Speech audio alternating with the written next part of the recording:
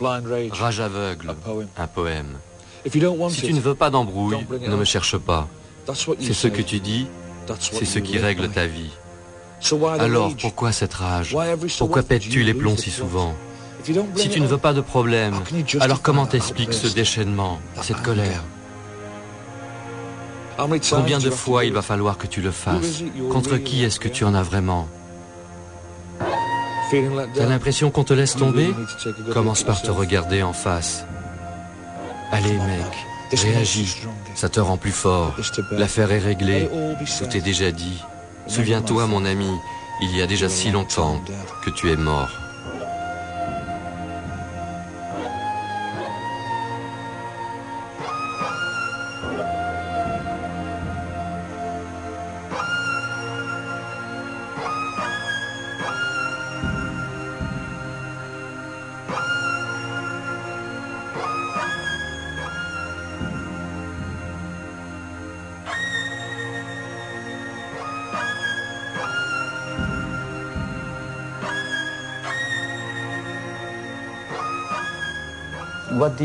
Qu'est-ce que tu rêvais d'être quand tu étais enfant?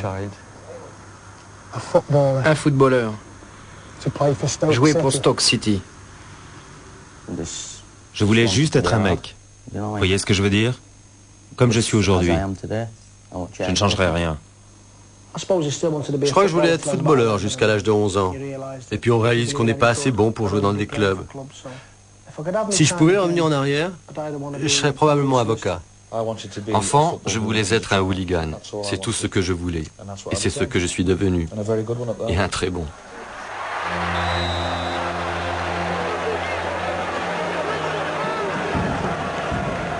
Il n'y a pas, ou plutôt jamais, de violence gratuite. Alors t'es qui, toi, le hooligan? Un cliché, genre pauvre type bas de plafond, prolo hargneux, alcoolo, facho, avec un QI proche du pas grand-chose, ou bien quelqu'un d'autre? Ce que pourrait demander le dieu football, qui doit supporter tes démons depuis plus de 40 ans.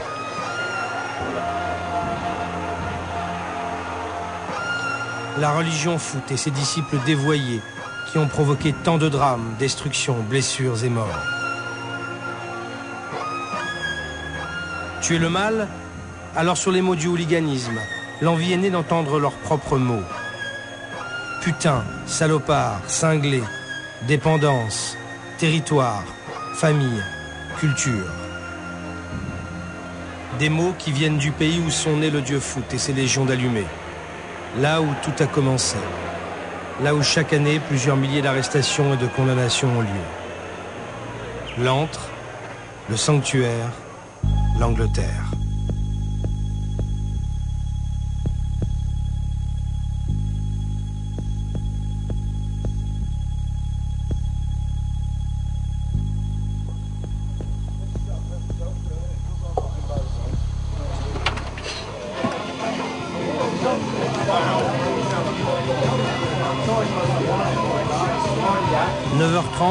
Breakfast, régime voyou des stades.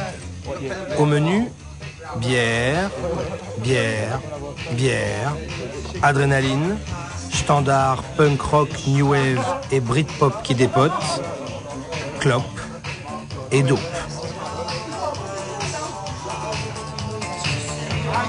Quel sera le score aujourd'hui contre Sheffield? Je m'en fous du score. On s'en branle du foot. On s'en tape du résultat. Personne n'en a rien à cirer. Personne.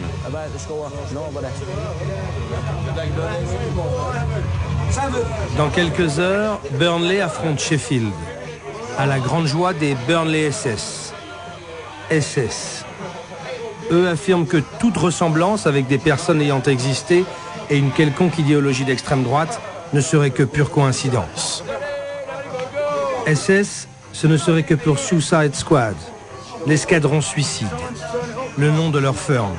Ouais, l'entreprise. C'est ainsi que les dizaines de gangs hooligans du Royaume-Uni se surnomment. Des entreprises avec des cadres, des top boys.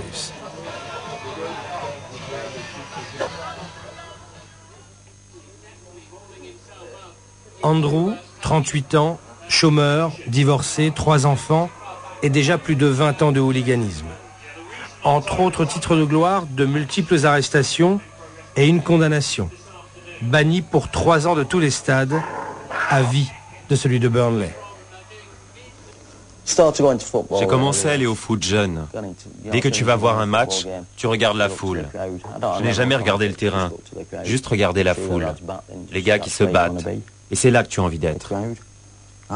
La foule, l'atmosphère, les mouvements de foule, les chants, les briques et les bouteilles qui volent.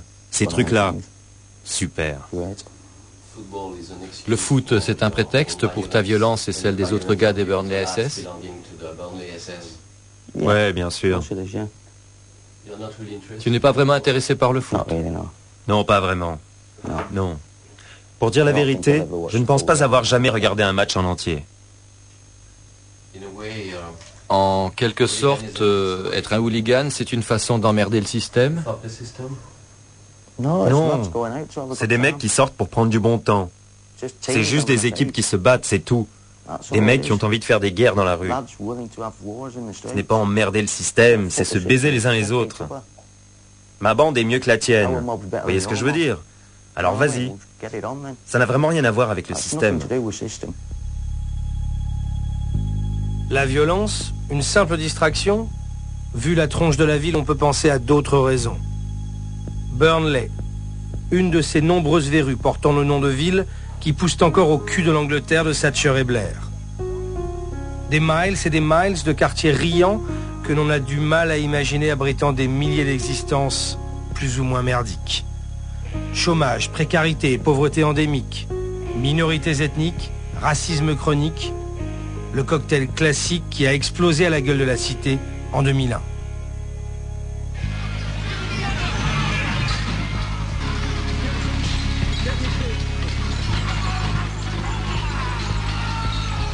Émeute raciale. 48 heures pendant lesquelles Burnley, l'espace d'un week-end, a mérité sa première syllabe, burn, brûle. Les Suicide Squad ont joyeusement sauté dans le brasier, Andrew en tête. À la sortie, 1 an et demi de prison.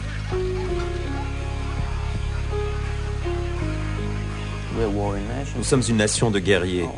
Nous adorons nous battre. Tous les mecs ne naissent pas avec. C'est juste que tu es né avec ça en toi. Mon fils aîné déteste ça. Le plus jeune adore ça. C'est juste ce que tu as à l'intérieur de toi, ce qui te branche. Ton destin était de devenir un hooligan. Oui, exactement. Tu es né pour faire ça. Et tu penses être un peu dérangé, une sorte de malade mental? Non. Je peux être la personne la plus sympathique du monde. J'aide les vieilles dames à traverser dans la rue. Je n'ai jamais rien dit de mal à qui que ce soit. Je peux être la personne la plus polie de la planète.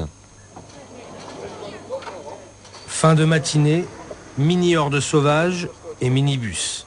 Officiellement, direction Sheffield. 2 heures de route pour s'échauffer.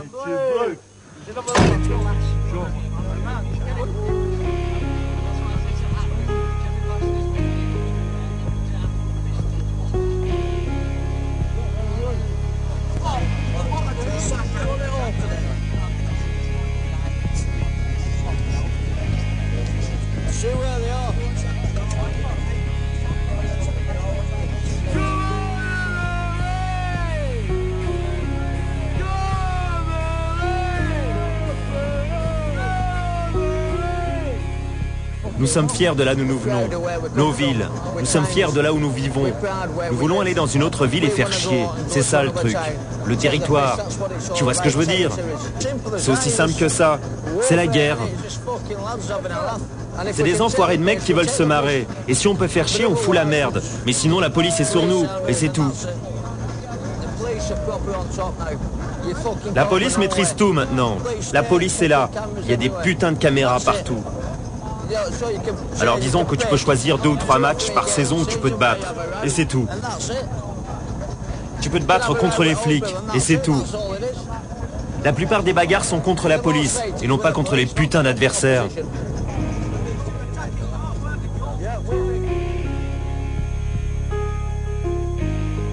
Rêverie, tension. Le rendez-vous approche. Mais avec qui? Les cogneurs d'en face ou les flics? J'ai appelé les gars de Sheffield pour leur dire de venir nous rejoindre. C'est réglé, on verra bien ce qui se passe. Les Hools de Sheffield sont prévenus. Les Suicide Squad les attendent. Dans un pub, à 10 km du stade. Banni égale interdit de stade, plus obligation de rester en dehors d'un périmètre de plusieurs kilomètres autour. Mais la firme de Sheffield ne se pointera pas au rendez-vous castagne. Les flics, oui.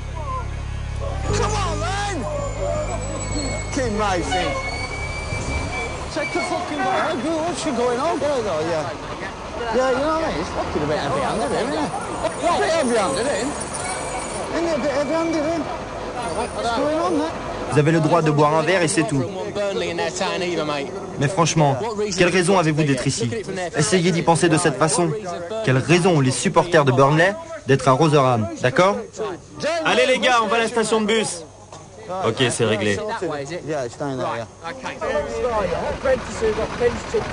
Fin de l'expédition. Les injures fusent, alors en prime, les Suicide Squad ont droit à une arrestation.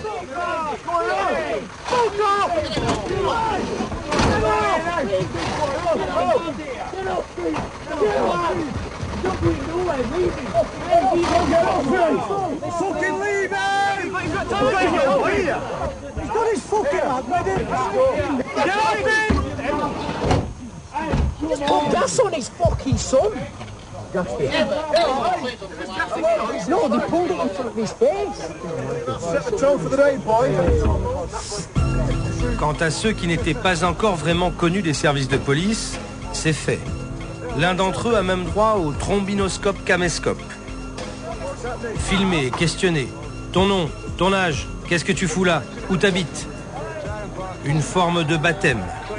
Au nom de la loi, de la justice et de la police, tu t'appelles hooligan.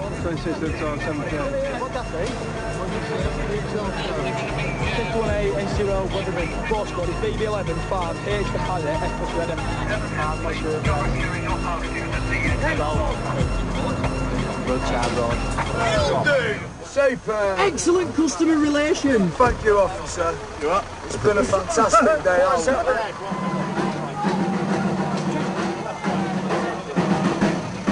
Pas de baston, une arrestation. Police 1, Burnley SS 0. Mais bon, c'était quand même un beau jour pour mourir de rire. Échec, succès, peu importe. Faut fêter ça. Nightclubbing et beuglant punk rock résolument nationaliste.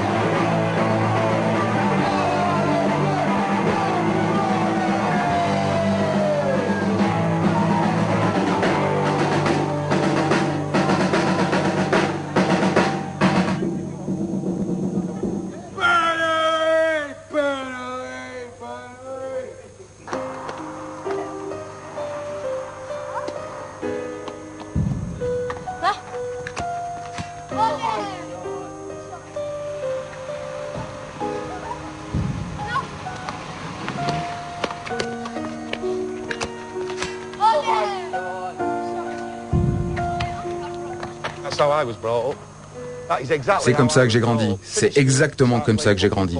Fin de l'école, on commence à jouer à ce putain de foot. Il n'y a rien d'autre dans ma vie que le foot. Le foot vient du cœur. Et c'est tout, ça a disparu ici. Je suis un supporter de Manchester. J'adore United. Ce sont les gens à l'intérieur qui gèrent le tout que je déteste.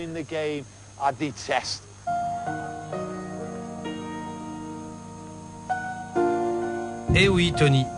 Mais tu n'étais pas qu'un supporter. Pendant 30 ans, tu as été considéré comme un des Hools les plus dangereux d'Angleterre. Les flics t'ont même ciblé comme le général de la Red Army de Manchester. Malfrats à plein temps, hooliganisme, cambriolage, fraude. Conséquence, condamnation, séjour en tôle et la marque d'infamie, banned, interdit de stade, de tous les stades, pour 7 ans. 7 années pour ressasser ta colère d'amant violent et éconduit. Fini l'âge d'or, il te reste quelques arpents de gloriole et les sentiers pourris de certains souvenirs.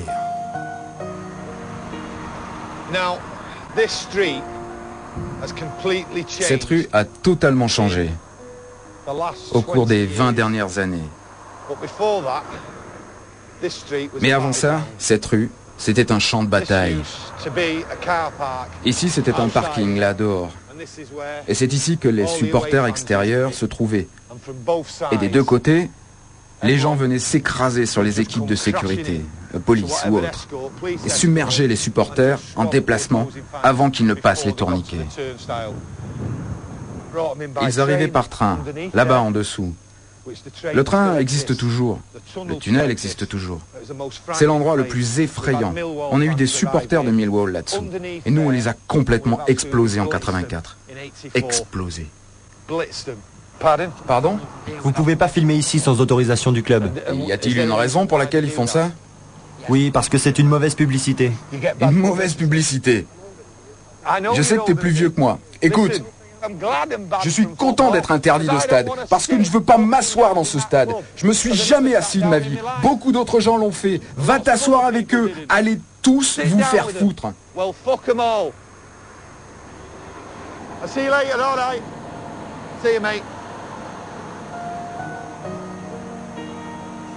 Tony a réussi à ne pas complètement se couper du monde du football.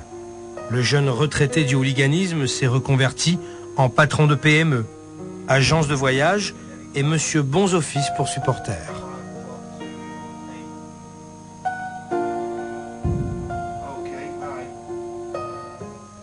Aimais-tu la bagarre? J'adorais ça. Qu'est-ce que ça veut dire? Ça fait peur. La façon dont tout cela se déroule, ton estomac te fait mal, t'as plus de jambes. Tu te sens malade.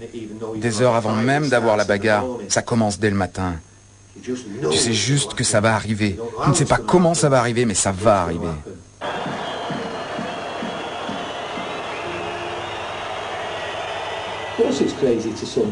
Bien sûr, c'est de la folie pour certaines personnes. C'est de la folie pour moi de risquer ma vie pour un ballon. Comme toi, tu vois les choses, mais les gens ont une passion. Je ne comprends pas la passion de la pêche. Assis là, toute la nuit dans ton impair, à se les geler, être trempé toute la nuit pour un poisson que t'attraperas peut-être jamais. Putain, mais comment t'en fais une passion? C'est de la folie, non? J'ai ma passion, tu peux pas me la retirer.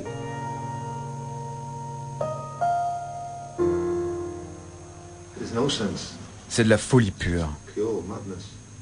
C'était une maladie née du désir d'aller plus loin que l'environnement dans lequel j'étais né, où je vivais. C'était une façon de devenir quelqu'un à partir de rien. Pas que moi. Parce que les familles de la classe ouvrière n'étaient rien. Elles étaient là pour être ce qu'elles sont et pour y demeurer. Je me libérais de la vie plan-plan que vivaient les gens autour de moi, que vivait ma famille.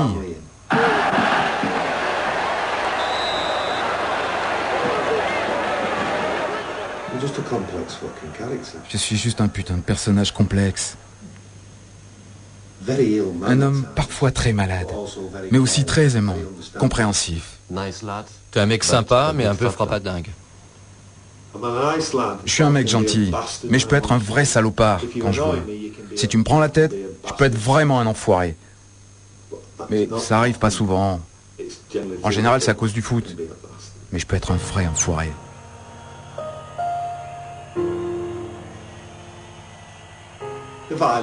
La violence n'est qu'une partie de la passion. J'ai vu ça. Pas une partie acceptable, je le reconnais. Mais je suis maintenant guéri de ça. Tu n'es plus un hooligan. Non. C'est fini. Parti. C'est fini. La maladie est partie.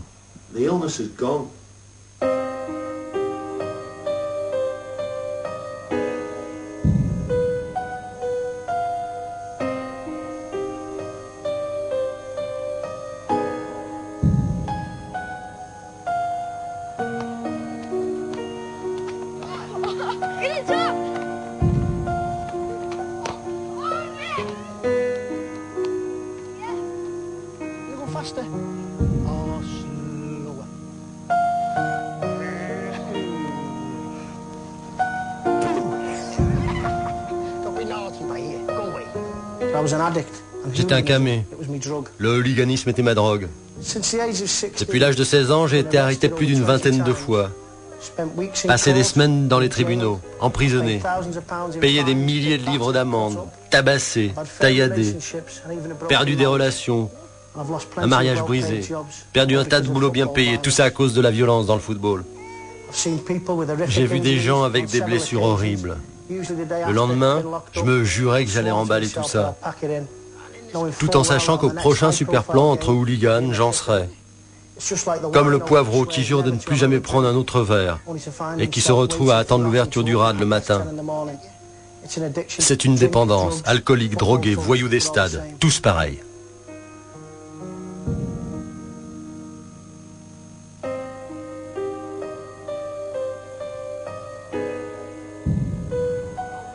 Andy, encore un banni des fastes du hooliganisme. L'ancien dur d'Everton, l'autre grand club de Liverpool, est condamné à rester à vie à l'extérieur de son royaume perdu. Au moins a-t-il maintenant les coups des franches pour nous faire visiter son monde, raconter l'histoire d'une étrange créature, Dr. Jekyll et Mr. Hyde. Quand t'es accro à l'héros, les gens peuvent voir le mal que tu te fais. Les gens peuvent te dire, écoute, nous voulons que tu arrêtes parce que tu prends ces drogues et que tu es en train de bousiller ta vie. Alors qu'en allant voir du foot une fois par semaine, et en prenant des coups de poing dans la gueule, je ne pense pas que tu bousilles ta vie ou celle de quelqu'un d'autre. Quand le choc et l'horreur arrivent, quand la police débarque chez toi le matin, qu'ils t'emmènent avec la couverture du chien sur la tête, la presse est là, tu te dis, mon Dieu, ta mère te dit, tu ne veux pas finir ton petit déjeuner, fiston? Et toi tu réponds, désolé, je serai de retour dans 3 semaines. Tu reviens et tu passes un sale quart d'heure. Il peut se passer 6 semaines avant que tu te remettes dans une situation délicate. Au bout de 5 semaines, t'as les marques sur le visage qui ont disparu. T'es pas sorti depuis longtemps, t'as été gentil, t'as apporté des fleurs à ta mère le vendredi soir, t'as pris le thé avec elle, et puis le samedi, tu vas à Millwall. Et là, c'est le massacre. Tu vois, le rush d'adrénaline que tu prends ce jour-là, ça te monte à la tête.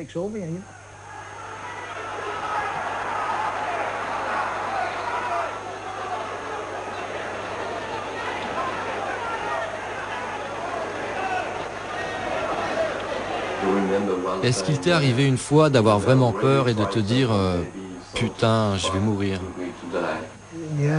Ouais. On sortait d'un match, on était une 60aine. 200 mecs nous attendaient, l'embuscade parfaite. Aujourd'hui encore, on ne sait pas qui c'était. En fait, on a erré dans un énorme ensemble où beaucoup de petits noirs vivaient. On était sur leur terrain. Il y avait certainement un mélange de population et puis un grand gaillard vient vers nous avec un gros sac à dos et il le tape par terre, il était plein d'ammoniac alors on voyait plus rien. Il y avait des mecs avec des lunettes de piscine, des bâtons, des queues de billard, ils nous ont lancé une fusée dessus. Nous nous marchions les uns sur les autres, puis la fumée s'est dissipée et j'ai vu ces 200 types avec des clubs de golf, des bars et tout ça. Putain, je vais me faire tuer ici, on va mourir ici. Il y avait des gens en train de se faire lacérer au sol et je me suis dit, c'était un peu risqué ce truc finalement. On s'en est pas super bien tiré. Dure journée au bureau.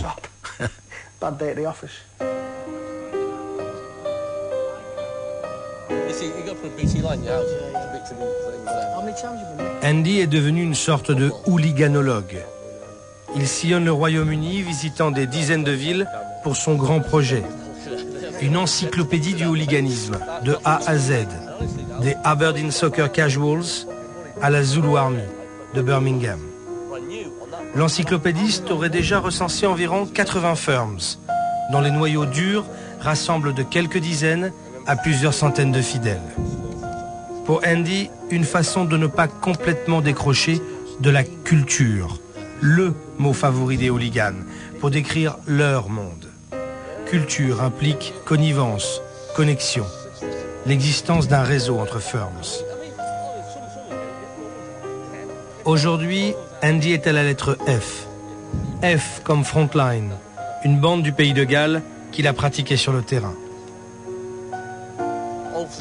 Avec un peu de chance, je vais me retirer pour de bon bientôt. Mais j'ai toujours ça dans le sang, j'aime toujours le buzz. Je n'aime pas ne pas y être. Quand il y a quelque chose le samedi, je ne pourrais pas me balader avec mon fils ou faire du shopping avec ma femme alors qu'il y a une bataille quelque part. J'aimerais y être. S'il y a une bataille, la police ne doit absolument pas être là. On doit être en très étroit contact avec les autres firms. Être sûr qu'il n'y a pas du tout de policiers. Nulle part. Pas de caméra. On se bat, on se casse.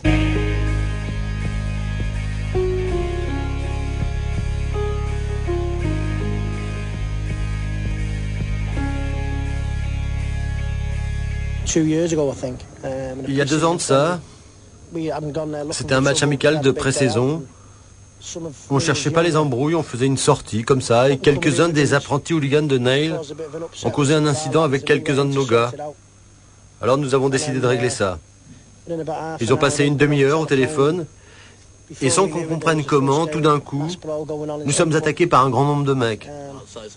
Je reçois une bouteille en plein visage, une autre à l'arrière de la tête. C'est marrant parce qu'après la bagarre, j'appelle Nail et je lui dis « Vous êtes pas mal débrouillés, gars, mais je pense qu'on vous a dominé. Est-ce que tu pourrais pas me déposer à l'hôpital ?» C'est pas de la haine. Tu peux prendre un verre avec quelqu'un contre qui tu vas te battre la nuit suivante. Ça ne fait pas de différence. J'ai hébergé des gens chez moi avec qui je me suis battu le jour même. Comme je le disais, il n'y a rien de personnel. C'est une firme contre une firme. C'est une sorte de compétition dans tout le pays. C'est être fier de ton coin, de ta ville, de ton club de foot. C'est plus important de gagner en dehors du stade que dans le stade. Tu gagnes une bataille, tout le monde a l'air gai, tout le monde est content, se réjouit. En fait, tu vas en ville et personne ne te parle de football. Vous avez gagné, super. L'équipe a bien joué, super. Mais tu as gagné une bataille. Ça semble plus important. Tu vois ce que je veux dire? Wrexham est une très petite ville, mais il y a beaucoup de gens qui sont impliqués.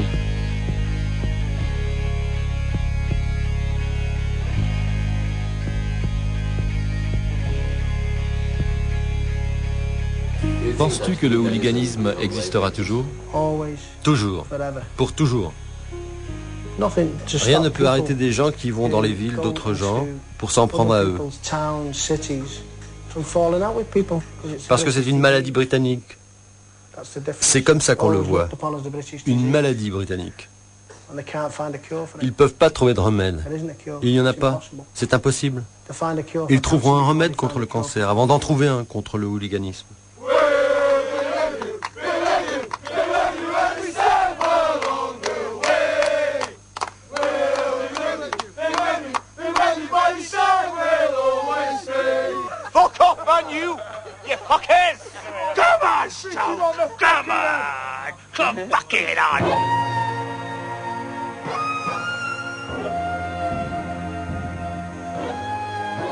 Stoke-on-Trent, le fief des Naughty 40, les 40 vilains.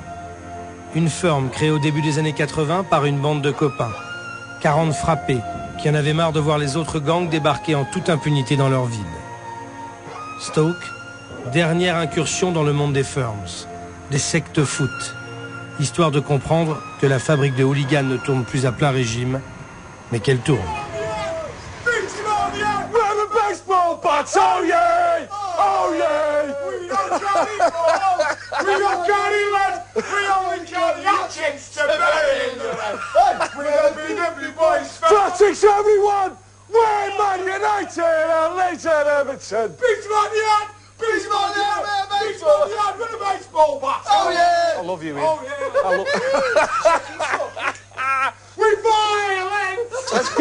Que tout le monde s'amuse ici et se relaxe. Mais au final, nous avons un putain de standing à maintenir. Alors n'oublions pas ce que nous sommes en train de faire. Bon, alors, tous les ricanements et toute l'excitation, ça suffit maintenant. Concentrons-nous un peu et faisons les choses bien. Nous sommes des hooligans, fiers de l'être, et nous le serons toujours. Nous sommes une sous-culture dont les gens aiment parler. Pour une raison inconnue, ce que nous faisons est politiquement incorrect. Les gens pensent que nous sommes anormaux, de la racaille. Appelez-nous comme vous le voulez. Mais laissez-moi vous dire que je pense qu'ils sont jaloux de ce que nous avons. Je pense qu'ils adoreraient pouvoir sortir un samedi après-midi et se sentir aimés, se sentir faisant partie de quelque chose. Ça n'est pas que de la violence, c'est de l'amitié virile, c'est de l'appartenance, de l'amour et de l'affection. Se préoccuper les uns des autres. Chris, j'avais 15 ans, Chris. J'étais un enfant maltraité. Je faisais de la boxe il y a longtemps. À la maison, c'était violent. Avec ma mère, mon père, c'était horrible tous les week-ends. Je n'avais pas de famille, je n'avais rien. Mon père m'a envoyé à l'hôpital, il m'a cassé une côte. J'avais rien, je faisais de la boxe. Et par la boxe, j'ai rencontré un mec qui m'a fait connaître le foot. J'étais un fan de Stoke City. Et puis au travers du foot, après avoir été jugé à mon coup de poing, j'ai rencontré cette famille. Ils sont mes amis depuis 15 ans.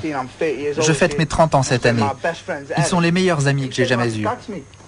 Nous avons au moins une centaine de jeunes gars qui viennent nous voir chaque année. Une centaine. Ils frappent à la porte, on veut faire partie de la culture. Nous les regardons bien, nous les examinons minutieusement, et sur 100, 10 seulement resteront toute leur vie. 10. Nous sommes une putain de firme très violente. Quand tu vois un gars qui a cette dose particulière de violence en lui, qui est zinzin et qui est sympa, tu l'attrapes, tu le tiens, tu l'aimes, tu l'élèves et tu le fais rejoindre les rangs de la bonne manière. John, je l'adore. Il est comme mon fils et je l'ai élevé depuis ses 14 ans au travers de la culture foot. Ce n'est pas qu'à propos de la violence. Je me dois d'insister là-dessus. Ça va beaucoup plus loin que quelques putains de coups de poing, mon gars. J'aime John comme mon fils. J'aime Skinny comme mon fils. J'aime Stan. Et moi, tu m'aimes? Je t'aime, Yann. Combien de fois par semaine est-ce que je te dis que je t'aime au téléphone? 2, 3, 4 fois par semaine. On s'aime et c'est pas un truc de chochotte de dire ça. Je me fous de ce que les gens disent. Et c'est la raison pour laquelle personne ne peut nous mettre en déroute. Quand nous nous tenons dans les rues en infériorité numérique, nous obtenons toujours un résultat. Parce que nous savons qu'il ne me laisserait jamais tomber. Lui, je ne le laisserai jamais tomber. Jamais. Moi, tu me laisserais. Toi, oui, laisse-moi te dire, putain, t'es juste bon à tuer des blaireaux. Nous ne nous laisserions jamais mettre en déroute. Nous faisons front ensemble. Et c'est ce qui nous a rendus si bons. C'est ce qui a mis Stoke City au sommet de l'échelle des hooligans. Nous sommes la firme numéro 1. Je me fous de ce qu'ils racontent tous. Je vous l'ai dit tout net. Stoke City est la firme numéro 1 du pays. Nous sommes les mecs. Vous ne nous mettrez pas en déroute. Jamais. Il y a 20 ans, on n'aurait jamais pensé être ici à donner une putain d'interview à une télé française. D'où viens-tu? D'où je viens? De l'isolement. D'un isolement total. De l'étroitesse d'esprit. On m'a donné à ma grand-mère. Elle m'a élevé. Pourquoi? Parce que j'étais une gêne. Pour tes parents? C'est possible. Pour la famille entière. Conçu hors mariage. Mes parents étaient de la même famille, donc je suis un bâtard consanguin, ce qui vous affecte. J'avais une grand-mère aimante, que j'adorais, mais elle était vieux jeu. Et les enfants, selon elle, ils doivent être là, mais on ne doit pas les entendre. Et c'est comme ça que j'ai grandi. J'ai passé la plupart de mon enfance seul, dans une petite chambre. Donc, en gros, au match de football, je voyais des choses qui me stimulaient. En dehors du football, je retournais dans ma chambrette, où je repensais aux choses vues au foot, et je voulais faire partie de ça.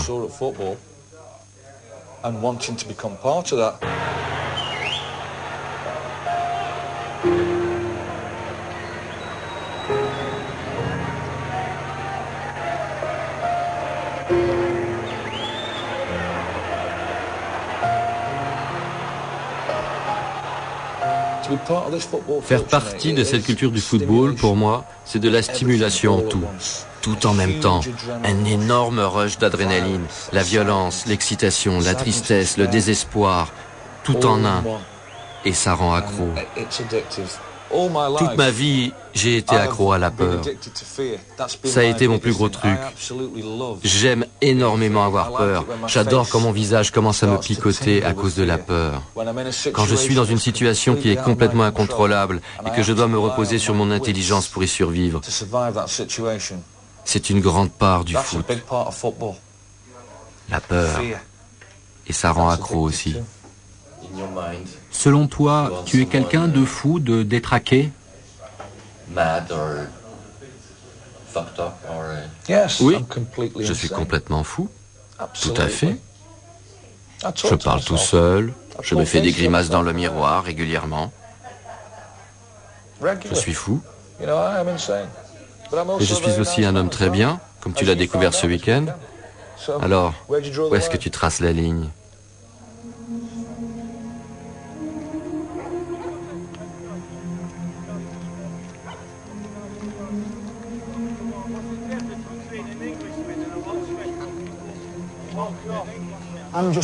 Je ne suis qu'un seul homme dans un grand groupe, si impressionnant, si puissant, peu d'entre nous ont le sou. Une cause commune nous unit, c'est quand nous sommes appelés à montrer notre puissance. Vous n'avez jamais vu une image plus belle. La rue bouge, en rouge, en blanc. Mais s'il vous plaît, vous, les innocents, ne prenez pas peur. Cela ferait trop plaisir aux plus mauvais d'entre nous. Nous sommes des hommes corrects, enfin, la plupart d'entre nous. Et nous parcourons le pays, en train, en bus. Du plus loin que vous nous apercevez, s'il vous plaît, ne faites pas la grimace. Nous ne sommes que Stoke City, et aujourd'hui, nous sommes dans votre ville.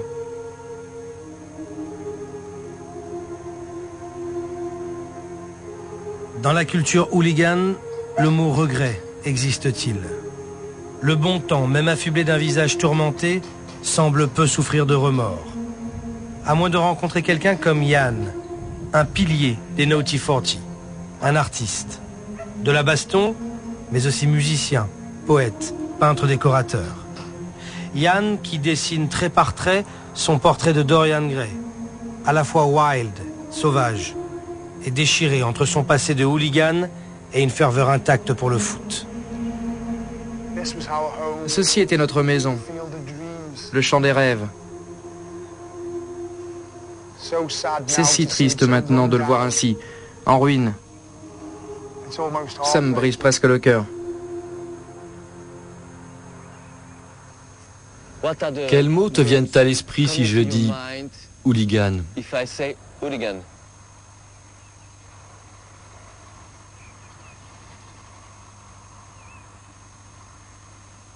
Des âmes perdues. Des âmes dérangées.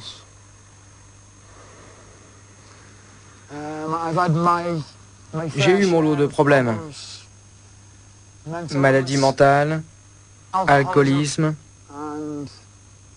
Oui, je dirais que j'ai été bien baisé dans ma tête, bien en vrac. Je ne peux pas vraiment expliquer ça. C'était quelque chose que nous faisions le samedi. Et ensuite, c'était oublié jusqu'au samedi suivant. Alors, toutes vos émotions, vos frustrations, vos mauvais jours, votre sale semaine de boulot ou quoi que ce soit d'autre, tout cela pouvait être expulsé en 2 heures. Le samedi après-midi ou le mercredi soir. C'était un poids qui s'enlevait de votre poitrine. C'était une libération.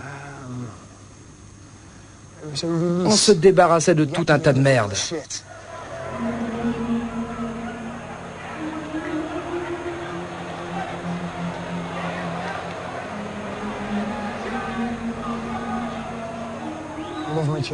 J'aime mes enfants. Et pour moi maintenant, ils sont le futur. Ils sont mon avenir. Et j'essaie de les guider vers le bon chemin.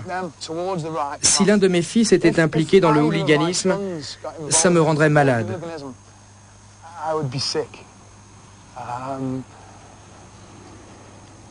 Je me haïrais pour toujours. Les choses que j'ai faites au cours de ma vie m'ont causé une angoisse indicible et un immense regret.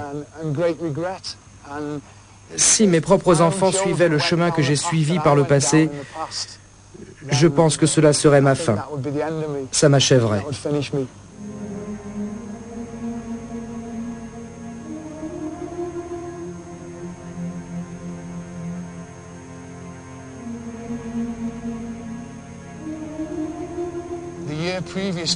L'année précédant le Heysel, j'ai été emprisonné pour m'être battu dans un stade. Et 12 mois plus tard, voir le Heysel à la télévision, c'était horrible. C'est difficile à décrire. J'avais les tripes nouées. Quelle tragédie humaine. Ce soir, Liverpool joue contre la Juventus. Pour la première fois depuis cette terrible soirée en Belgique, au stade du Heysel. Cela fait presque 20 ans. Et pour montrer mon respect à ceux qui ont perdu des êtres aimés, ce jour-là, 39 personnes sont mortes. Comment le hooliganisme peut-il valoir ça? C'est absurde. Complètement absurde.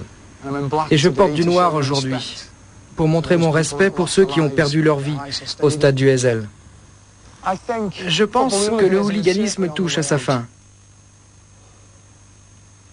J'espère que ça finira par s'éteindre, qu'il va finir par mourir. Selon toi, qu'est-ce qui pourrait être écrit sur la pierre tombale du hooliganisme? Repose ici et maintenant en paix. Et je t'en prie, ne ressuscite jamais.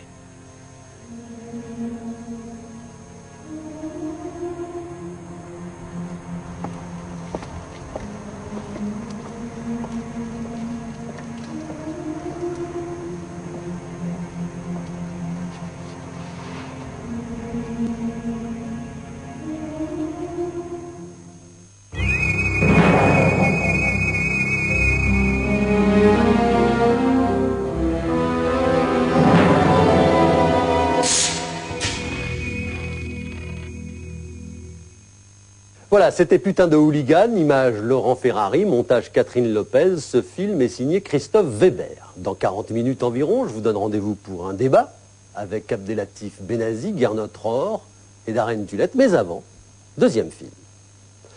Autant les supporters du foot ont mauvaise réputation, autant ceux du rugby inspirent le respect. Autant ceux du ballon rond soulèvent parfois des hauts le cœur, autant ceux du ballon ovale donnent envie de faire la fête avec eux. Alors pourquoi? Pourquoi le foot, sport de gentleman, est-il fourvoyé par des voyous? Et pourquoi le rugby, sport de voyous, est-il supporté par des gentlemen? Bref, pourquoi deux sports aussi populaires, du moins en Europe, fabriquent-ils des fans aussi dissemblables? Eh bien, c'est pour tenter de percer cette énigme que nous avons suivi des supporters français et irlandais. Et pour être un peu plus précis, des supportrices, car c'est un aspect qui en dit long. Peut-être au rugby, les supportrices sont souvent de la fête. Voici donc Rugby Attitude. C'est un film inédit produit par Doc en Stock pour Arte. Il est signé Claire de Navarre. Regardez.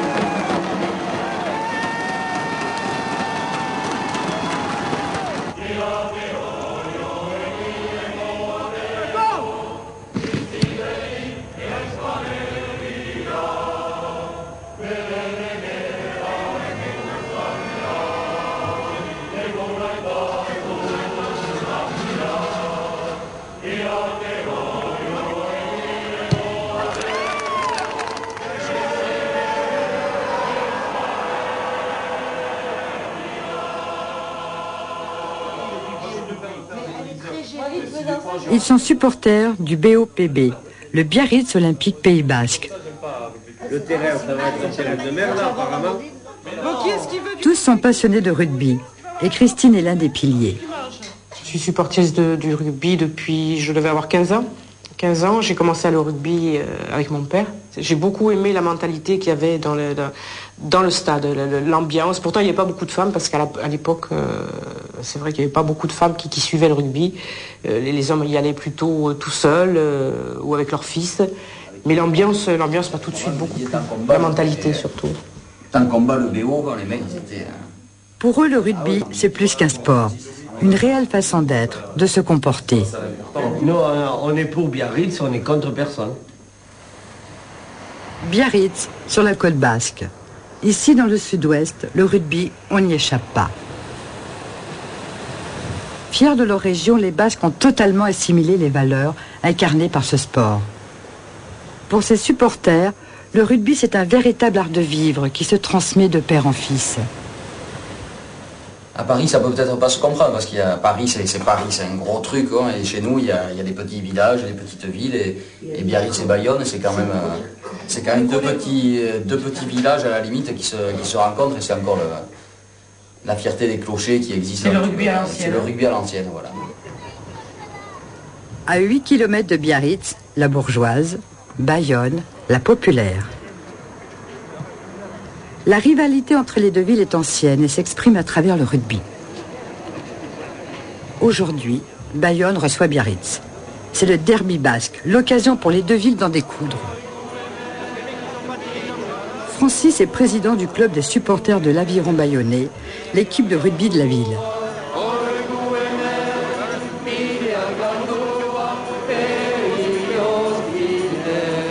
Être supporter du rugby à l'Aviron, c'est s'identifier à sa ville. Et quand on voit avec ce temps, le monde, le marché, l'engouement qu'il y a, parce que tous les commerces sont décorés en bleu et blanc, on se dit qu'il se passe quelque chose. Et sitôt la montée en poche l'année dernière, au mois de juin à Périgueux, les gens ne parlaient que de ça, le derby Bayonne-Biarritz. Gagner un Bayonne-Biarritz, c'est très important, c'est une question de fierté, d'honneur, c'est le maillot qui est en jeu là. Là, c'est le maillot qui est en jeu là.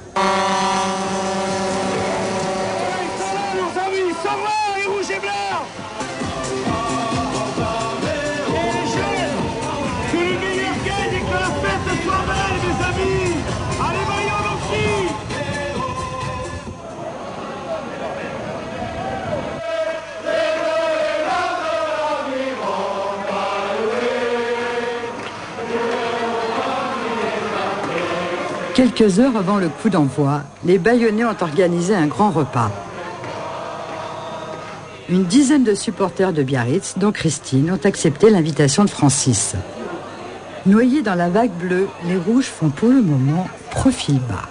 C'est toute l'année qu'on se titille, entre guillemets, mais ça reste dans le bon esprit parce qu'on vit ensemble. On vit ensemble. Personnellement, je travaille avec un biarro et ça se passe très bien. Le lundi matin, on se charme un petit peu par rapport aux résultats, puis c'est fini. À part les verres qui vont déborder, il n'y aura pas d'autres débordements. Tout va se faire dans la convivialité, dans le bon esprit. Il y aura du chambrage, il y aura des paroles en l'air, mais non, il n'y aura pas de débordement. Dans les tribunes, il n'y aura rien.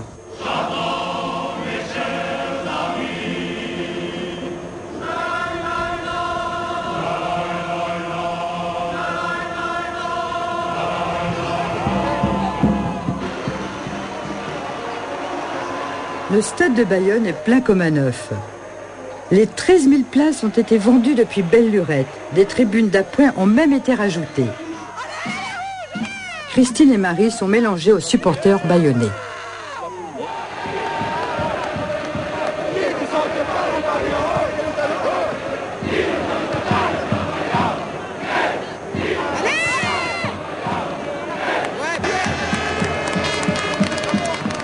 Pour moi, c'est pas nos joueurs, c'est nos garçons. Parce que c'est vrai que beaucoup pourraient être mes fils. Certains pourraient être mes frères, mes petits frères. Donc pour moi, de toute façon, pour moi, c'est une famille. C'est plus maternel, c'est plus être derrière, les soutenir quand ça va pas, être là.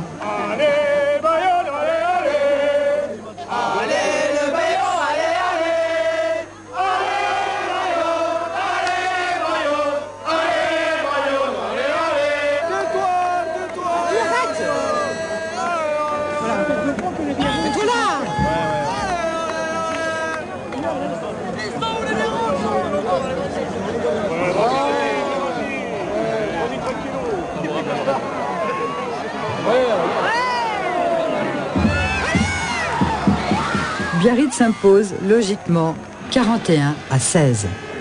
Avec sa pléiade d'internationaux, le BO est en effet l'un des plus gros budgets du championnat. Le terrain est gentiment envahi par les supporters des deux équipes.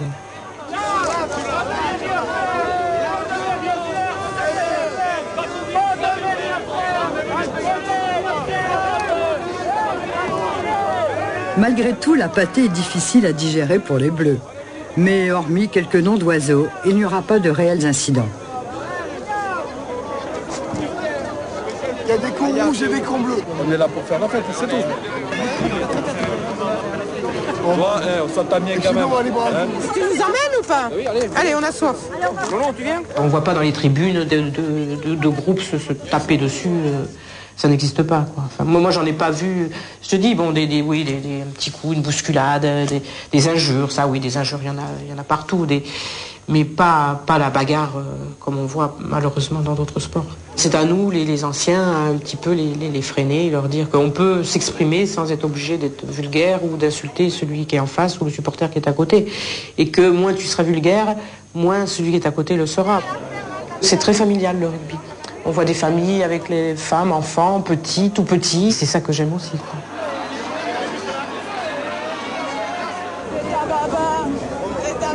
Fais pas maintenant, tu nargues pas, s'il te plaît, Marie.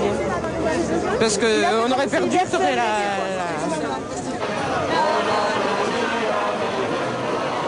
Après le match, il y a toujours un verre, il y a toujours le pot de l'amitié ensemble, on boit un verre avant, après, on discute. Je ne vois pas un club de supporters de foot aller, après le match, manger ou boire un verre avec l'équipe adverse, avec les supporters adverses. Retour à Biarritz, au club house du BO, pour l'inévitable troisième mi-temps. Joueurs et supporters se retrouvent et refont le match. On a des grands joueurs, mais je veux dire, ils se la jouent pas star. Hein. Ils restent très très simples. Et ça, c'est du bonheur. Un joueur qui a, par exemple, l'envergure de Serge Betsen, qui est connu dans le monde entier, et qui passe à côté de toi, qui te fait la bise, qui te dit « Salut Christine, tu vas bien ?» Ben, voilà. L'homme du jour, Philippe Bidabé, est lié au BO. Nous, nos supporters, je ne vais pas dire qu'on les connaît tous, mais je peux dire ça, mais la plupart, on leur serre la main, on leur fait la bise aux dames qui viennent nous voir. Je veux dire, on les connaît pratiquement tous, on fait la fête ensemble et tout. C'est ce côté convivial qu'a le rugby, quoi.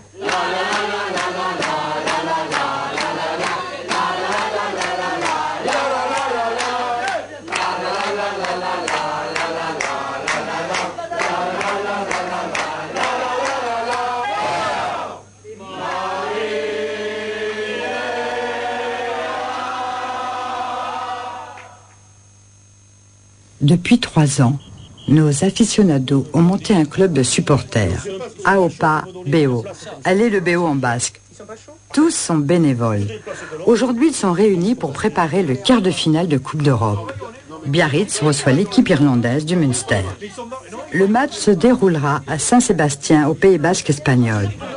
Problème du jour, le choix des places dans les tribunes. Et que nous on est là, on est morts. Parce que on nous verra pas la télé, on nous entendra pas. Et on fait la fête ce soir. Des 10 000 qui chantent dans l'axe du terrain. On peut être 10 000 là. Non, nous on en a rien à foutre dans le salon. Nous on les supporte. Chacun ses mères. Bien sûr. J'écris ce qu'on me dit. Non mais Mais non, déjà nous, combien on veut. Fred 12. Marie me dit de temps en temps, il faudrait un petit peu que tu prennes du recul, il faudrait que tu...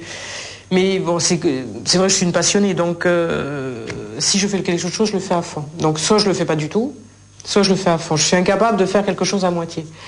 Mais non, m'arrêter, ça me prendrait la tête de m'arrêter. Je pourrais pas me lever en me disant aujourd'hui je vais pas au BO, ou aujourd'hui je pense pas, ou je vais pas sur internet, je vais pas voir le forum, ou...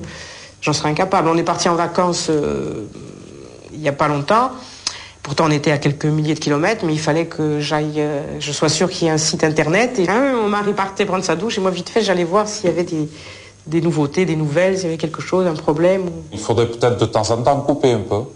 Oublier, couper le téléphone, plus parler d'AOPA BO, voilà. Mais bon, ça arrivera. Là, c'est des sommets, là, c'est des matchs importants qui arrivent, donc la fin de la saison approche. Donc, comme je disais avant, ça va monter crescendo, quoi. C'est rare que j'accepte un repas un jour de match. C'est même impensable, quoi. C'est impensable.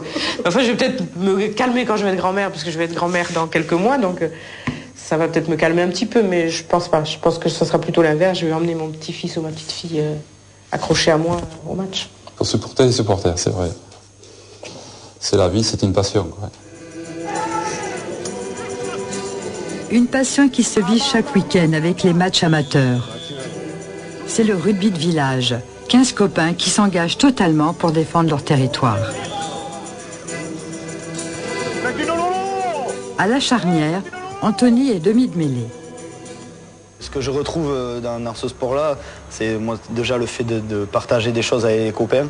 C'est déjà c'est fondamental, quoi, parce que sinon j'y serais jamais allé. Puis après dans le jeu en lui-même, on retrouve des valeurs vraiment importantes comme la solidarité, le combat, l'amour du maillot. C'est des qualités qu'on retrouve dans la vie de tous les jours. La solidarité, on en a besoin tout le temps. Donc c'est vrai que ça retrace un peu la vie, quoi. C'est vrai que les mêmes valeurs, on les retrouve dans la vie et dans le rugby. Donc moi, je me retrouve bien, j'y suis bien. Membre de l'équipe de France dans les années 60, ancien journaliste, Pierre Albaladejo, dit Monsieur Drop, connaît mieux que personne l'histoire du rugby. Au départ, c'était un sport que l'on pratiquait dans les universités. La preuve, le rugby est né au lycée, au collège de rugby. Ça se jouait au pied, au foot, il jouait au football, jusqu'au moment où il y en a un qui a désobéi, il en avait marre, il s'est baissé, il a pris le ballon, les gars étaient sidérés, il a couru, il est allé le déposer derrière une ligne, et c'est comme ça qu'était né le rugby. Sport de combat, dont la violence est inscrite dans les règles, les joueurs ont naturellement le goût de la castagne.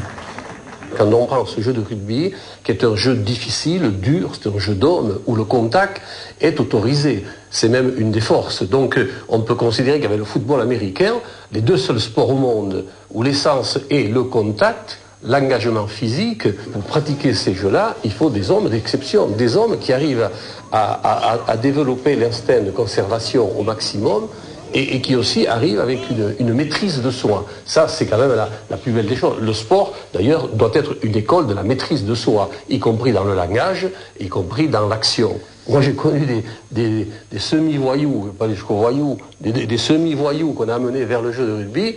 Eh bien, le mec, costaud, tout costaud qu'il était, tout brutal qu'il était, se faire foutre sur le cul par un gars qui est 2 fois moins costaud que lui, ça lui posait un problème, quand même. Et le mec, il rentrait dans le rang. C'est viril, c'est un sport d'homme. Tu sais que si le gars il reste par terre, c'est qu'il a mal.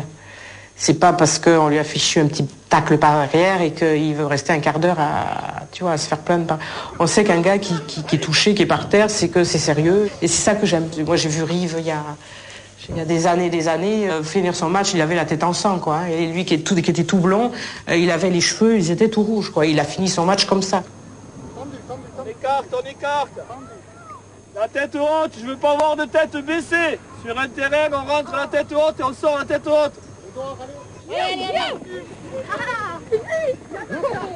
Léo, allez, voilà. Léo, on va le chercher. En bas, on plaque. Entraînement des poussins à Biarritz. Jean-Jacques est éducateur. Car au rugby, on ne parle pas d'entraîneur aux plus jeunes. Ce sont d'abord les valeurs éducatives de ce sport que l'on apprend. Le but, c'est d'écarter le maximum, de faire jouer avec tes copains, ils sont tous là, regarde. Pourquoi tu joues tout seul? D'accord? Joue avec tes copains. L'équipe, on l'a fait gagner avec les copains. C'est pas toi tout seul qui va faire gagner l'équipe. L'esprit d'équipe, c'est une chose très importante. Ça, j'y tiens beaucoup. À tous les niveaux, que ça ne s'arrête pas avant ou après l'entraînement, c'est tous les jours. Je sais que les gamins, quand ils se voient en dehors de l'école de rugby, c'est l'équipe, c'est les copains avant tout. Et un entraînement, ça ne s'arrête pas au coup de sifflet, on va à la douche, on prend la douche ensemble, on chante sous la douche ensemble, on part en déplacement ensemble tout en rigolant, ça fait partie d'un tout.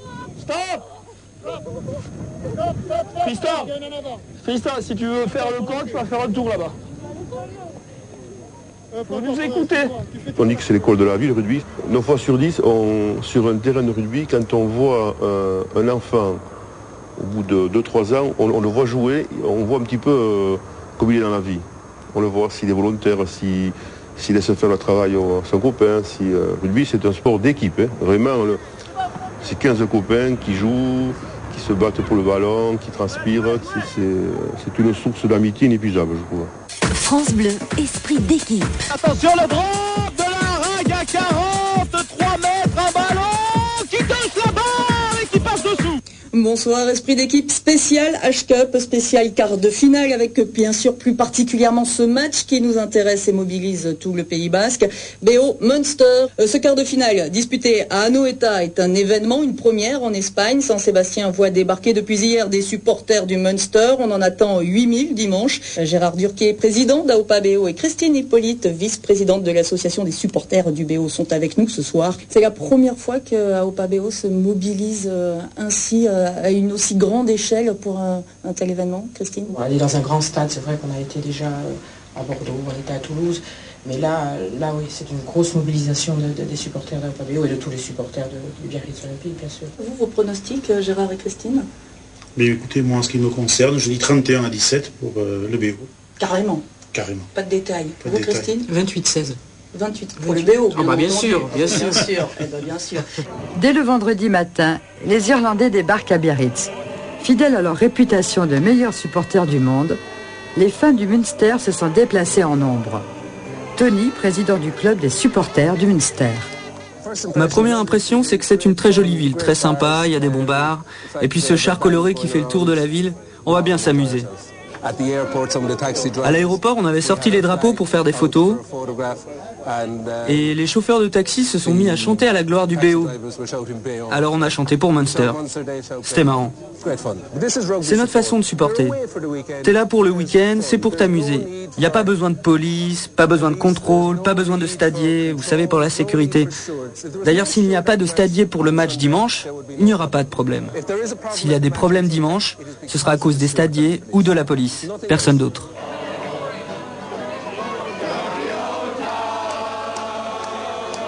La vague irlandaise a déferlé sur Biarritz. Environ 10 000 supporters ont investi le Pays Basque. Audrey et Paula ont prévu de rester 3 jours dans la région. Au programme, fêtes et matchs. Les clubs de rugby apprécient quand des femmes s'impliquent dans le rugby. Ceux avec lesquels j'ai travaillé, ils adoraient que les femmes s'investissent. Ils me disaient toujours, comme j'étais très active, « Audrey, tu peux ramener d'autres femmes ?»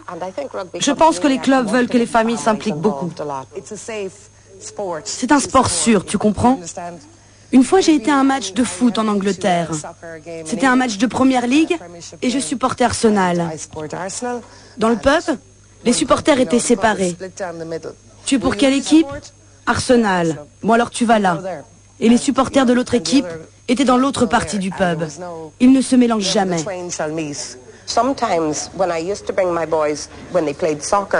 Quand j'emmenais mes fils jouer au foot, certains parents qui venaient au match supporter leurs enfants étaient très cons.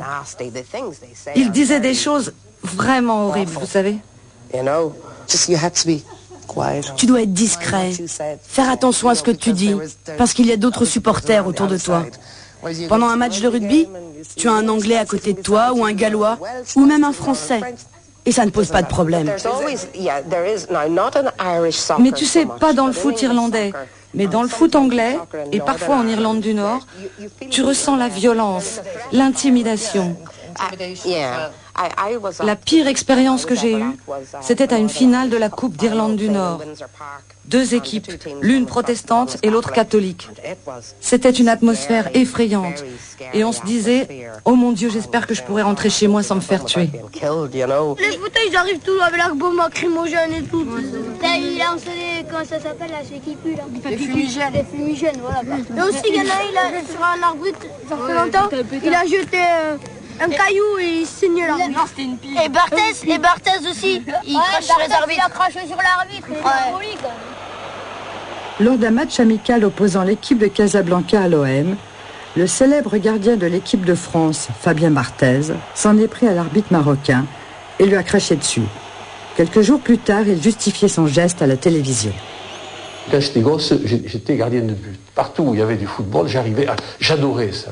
Donc, je ne pouvais adorer que le jeu du joueur Barthez. Mais quand je le vois s'exprimer comme il le fait, après avoir l'incident qu'il a créé lui-même, où il vient à la télé pour dire « Oui, après tout, si je lui ai craché dessus, c'est pas j'avais envie de le faire, et puis je n'ai rien à foutre, il n'y a pas eu de mort. » Alors à partir de là, marchons comme ça, quoi. C'est ahurissant, ahurissant. L'arbitre est un homme comme le joueur est un homme. Si on ne respecte pas la hiérarchie dans le sport, on va à la catastrophe. On ne parle pas de l'homme. Mais le champion, oui. C'est un homme que non, je peux pas adhérer, loin de là, non. Qui dégage, que l'homme dégage. C'est un sport de tafiole. Pour les filles, ça pue. Sport de manchot. Pousseur de citrouille. Au rugby, j'ai l'impression qu'on respecte mieux les décisions de l'arbitre. Il peut se tromper, mais c'est lui qui siffle et qui prend les décisions. Et on fait avec. On grandit avec ces principes, on observe les adultes, on regarde leurs matchs, et comme ils acceptent les décisions de l'arbitre, on se dit que c'est ce qu'il faut faire. Tandis qu'au foot, tu vois le public siffler l'arbitre, tous les joueurs s'en prendre à lui, et tout le monde les y encourage. Et quand tu es gamin, tu te dis que c'est ce qu'il faut faire pour être populaire. L'arbitre, c'est comme le vent et la pluie. Il fait partie du jeu, il faut faire avec. L'arbitre de rugby a un arsenal répressif plus important qu'au football, notamment pour toute contestation de décision, donc il y a une pénalité qui peut être reportée 10 mètres plus loin et qui donc peut scorer. Donc le joueur prend une lourde responsabilité chaque fois qu'il se permet de contester une décision. Cependant, le rugby reste un sport violent. Les joueurs sont souvent sur le fil du rasoir et les dérapages fréquents. Le joueur est quelqu'un qui, par moments, peut perdre un peu de sa lucidité et peut devenir autre chose qu'il est dans la vie. Bon, mais celui qui n'a pas ce droit-là, c'est le dirigeant. C'est le dirigeant. Et le dirigeant qui emboîte systématiquement, ou 90%, il emboîte le pas du joueur. Ah non, ça c'est minable, c'est nul ça. C'est nul. Ça n'est pas capable, quand on est dirigeant, dans le vestiaire, de dire à un joueur, écoute, ça fait 2 fois que les arbitres te reprennent, 2 fois que tu as des cartons, excuse-nous, la prochaine fois, c'est nous qui allons te punir. Ça, je voudrais l'entendre dire. À quelques jours du match, en plein week-end de Pâques, Christine, accompagnée de quelques supporters du BO, sont de corvée et gonfle les tchoun-tchoun. Et combien on a fait de cartons, là ? Il y en avait 20, c'est ça ? On a tous attaqué le deuxième. C'est tout, on n'en a fait que 4. On est un petit groupe là et on a 10 000 comme ça, tu vois, parce qu'après on va gonfler, on va taper comme ça. Et on va essayer de mettre de l'ambiance à Saint-Sébastien pour pousser nos garçons. Alors voilà, il faut de la main-d'œuvre et on gonfle. Ça va nous prendre au moins 3 jours, hein, facilement. C'est un sponsor qui nous a aidés, qui nous les offre. De même que le tifo géant qui va être déplié le jour du match et qui va faire 1000 mètres carrés. On a nos garçons qui sont bons sur le terrain, il faut qu'on soit bons derrière, quoi. Alors on pousse. On pousse et on est là.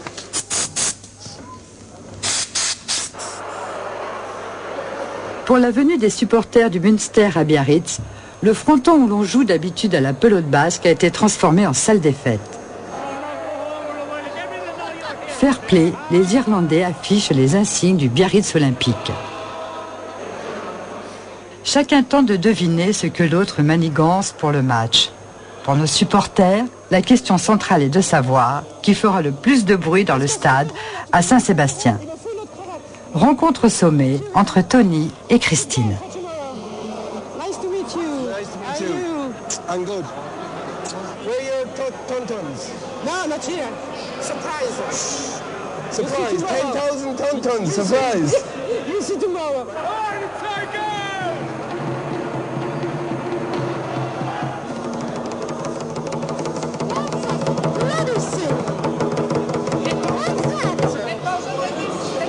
$100. 10,000. We make more noise. Yeah, you are true. Oh, I'm dead serious. We'll find out tomorrow. Yes, we'll see tomorrow. We'll make more noise though. No. I'll tell you what, you make more noise, we win the match. Fair enough? Provocation sympathique entre Christine et Tony.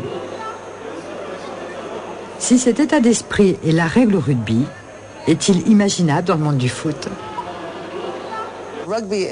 Le rugby est un sport de voyous pratiqué par des gentlemen et le foot est un sport de gentlemen pratiqué par des voyous. Mais je ne sais pas s'il y a que ça. Je pense qu'il y a d'autres facteurs. Il y a des millions de supporters au foot. Et quand tu as des millions de gens, tu as forcément des cons dans le lot. Et ces cons utilisent le foot comme prétexte. Et s'il n'avait pas le foot, je suis sûr qu'il trouvera autre chose. Je crois qu'on ne boxe pas dans la même catégorie. Hein. Bon, le foot, c'est un sport vraiment mondial avec des enjeux colossaux que ne connaît pas le rugby. Autant le foot, c'est le sport des grandes villes, des grandes métropoles, c'est le sport de masse. Autant le rugby touche davantage les villes moyennes, les villes plus tempérées, on va dire. Moi, je crois beaucoup à l'influence du milieu, hein, et qu'on ne se méprenne pas. Hein, le rugby n'attire pas les couches favorisées, mais je dis, elle attire des couches stabilisées. Le spectateur de rugby est quelqu'un de bien intégré dans sa ville, qui aime le rugby, qui aime le sport, qui veut voir du beau jeu, alors que le supporter de football vient voir son équipe gagner, vient voir un combat un petit peu qui dépasse le sport en lui-même, qui dépasse le jeu de football en lui-même. C'est un sport tellement dur, tellement rude que le supporter est admiratif de tout cela et vient là pour passer un bon temps, un bon moment et voir du spectacle.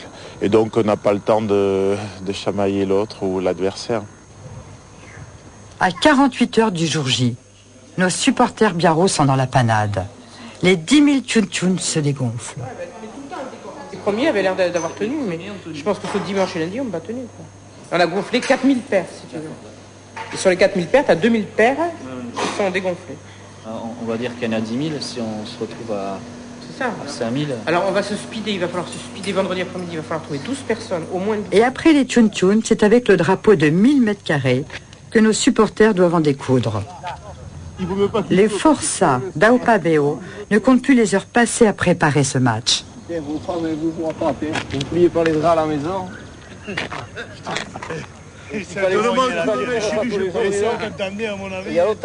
on se fait chier avec un drap de 50 mètres. Nous, supporters, on est rien. Vis-à-vis de la Ligue, on est rien. Dans les décisions qui se prennent, on n'a pas notre mot à dire. On ne nous demande pas, bon, vous les supporters, est-ce que vous voulez qu'un tel vienne jouer chez nous?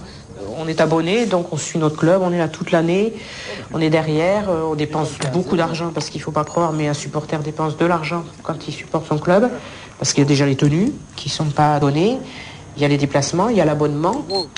C'est bon, c'était pour voir si tu suivais. On est en train de dépiler le drapeau et c'est le bordel. Hein. Il y a une scission qui est anormale entre ceux qui dirigent une équipe et ceux qui la supportent. Vu par certains dirigeants, les minables sont dans les tribunes et eux, c'est des types intouchables, ils sont formidables. Non, ils ne sont pas formidables, ils ont des responsabilités, il faut qu'ils sachent les assumer. Et je pense que là, il faut y emmener le gros noyau de supporters, ceux qui prennent de l'eau sur la tête, qui paient leur abonnement. Il faut les prendre plus en considération. Dernier entraînement du BO avant la rencontre.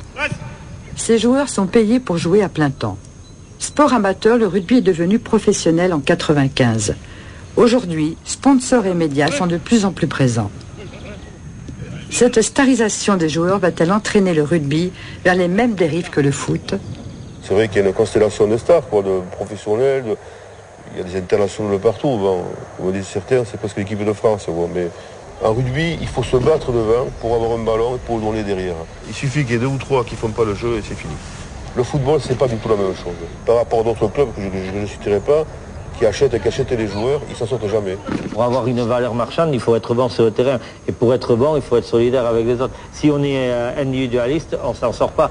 Acheter des joueurs est un mot qui était banni dans le rugby. On y est venu, on y est, à tel point que les équipes, les grandes équipes, il est rare qu'il y ait un gars de la localité qui joue dans cette équipe. Là aussi, philosophiquement, les choses ont changé. Les uns disent qu'elles ont évolué, les autres vous diront que ça s'est dégradé. Moi, qui ai vécu une carrière d'amateur, de pur amateur, on se tenait mal, vous pouvez pas savoir, mais pas mal dans la vie, mais les nions, on se foutait, l'arbitre, le dos tourné, tout ce qui pouvait se passer. La vérité, elle est où? La vérité, elle est dans le jeu. C'est le terrain qui donne la vérité. Et là, quand on parle justement d'éthique, du respect dans le jeu, là, je tire mon chapeau, je le redis, le professionnalisme en rugby est une réussite parfaite dans la tenue des joueurs. 24 heures avant le coup d'envoi, quelle équipe sera la plus affûtée? Quelle première ligne? Quelle mêlée sera intimidée et faire reculer l'adversaire? À qui le rebond sera-t-il favorable? Biarritz est favori, mais c'est 15 mecs contre 15 mecs. On est arrivé jusque-là, on va continuer, et on est 10 000 pour ça. Basques et Irlandais envahissent les bars de Biarritz. Le cochon est dans le maïs.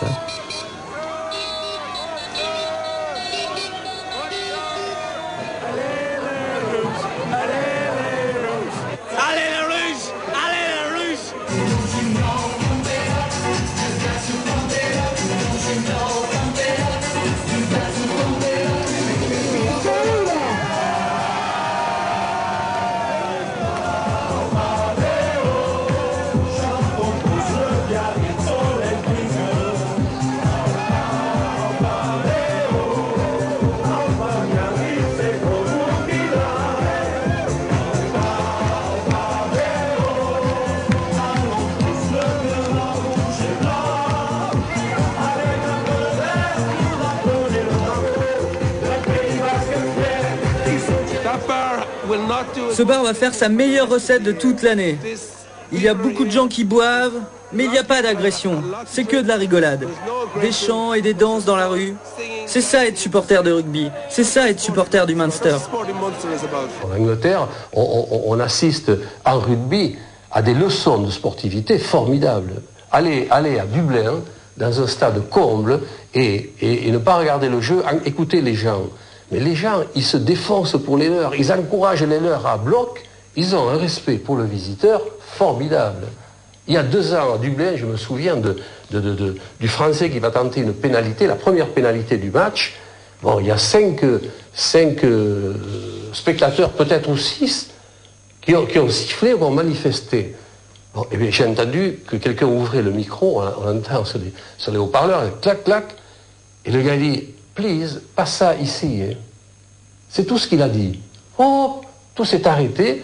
Et pendant tout le match, il y a eu un respect des buteurs, quels qu'ils soient, formidable. À Munster et dans quelques autres clubs aussi, mais en particulier à Munster, on a une tradition, on ne siffle pas. Et je pense que c'est une bonne tradition. On respecte le tireur. Les supporters français sifflent, crient, tapent sur leur tambour. Mais c'est ok, c'est leur tradition. Ça pose pas de problème. Je pense pas que ce soit très respectueux, mais c'est leur tradition. Mais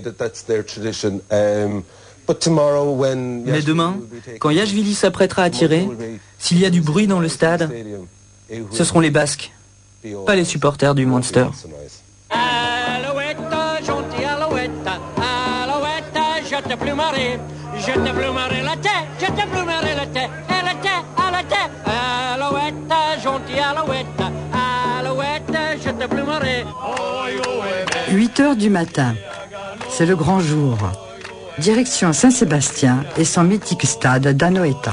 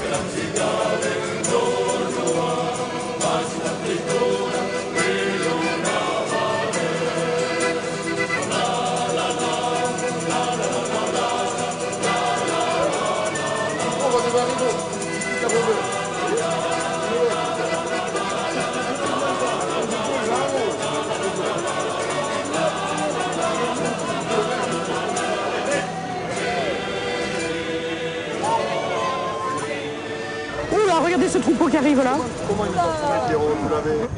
À pied là-bas qui arrive, tu vois. L'avant-match, c'est c'est les nerfs, le stress et voilà quoi. Non. Après oui, une fois dans le stade ça va aller, mais c'est tout l'avant-match. Là, 1 heure, 2 heures avant, c'est terrible quoi. C'est le sport, c'est l'enjeu, c'est l'envie de gagner. Ouais, c'est ça. Envie de gagner sûrement.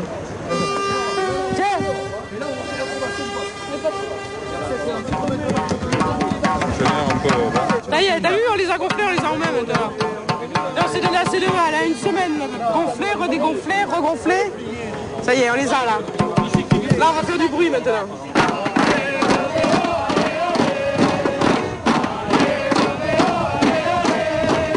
« 15 000 biarros, 10 000 Irlandais et quelques milliers de supporters espagnols venus encourager les Basques. Le rugby a définitivement le vent en poupe.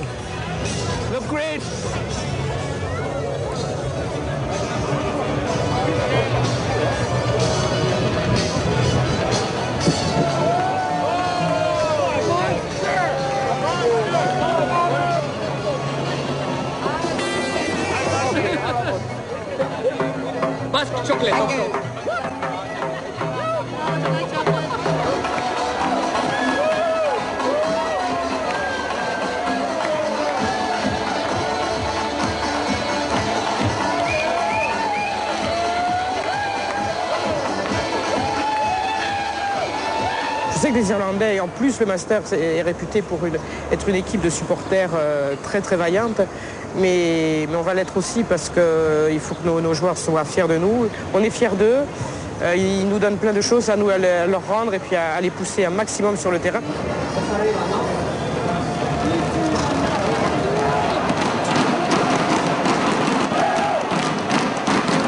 Qui mettra le feu dans les tribunes? Quels seront les plus vaillants supporters? Irlandais ou basques?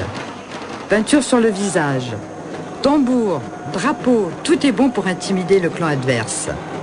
Les 2 tribus sont prêtes pour le combat final.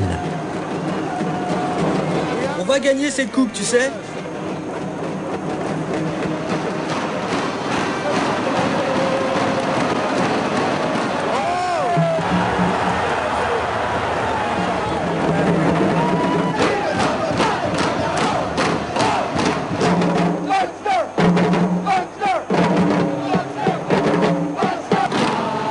Pour l'instant, Biarritz mène la partie.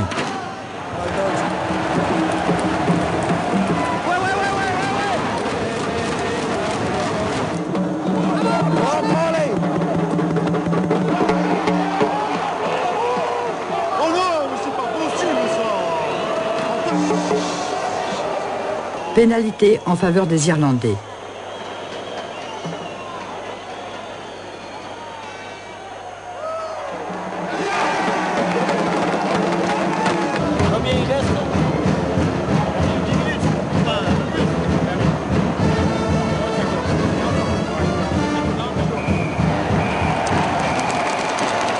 Au coup de sifflet final, victoire du BO, 19-10. L'aventure européenne continue pour les Basques.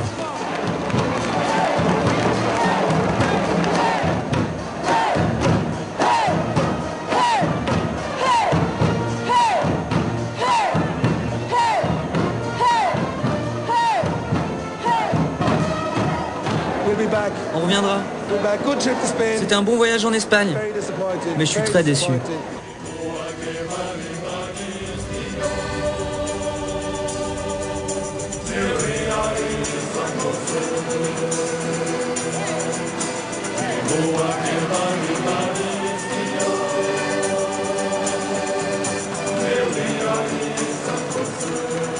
Le supporter de rugby gardera toujours sa mentalité. Je veux dire, moi je ne me vois pas du jour au lendemain devenir une hooligan parce que ça évolue d'une façon où j'ai pas envie que ça évolue.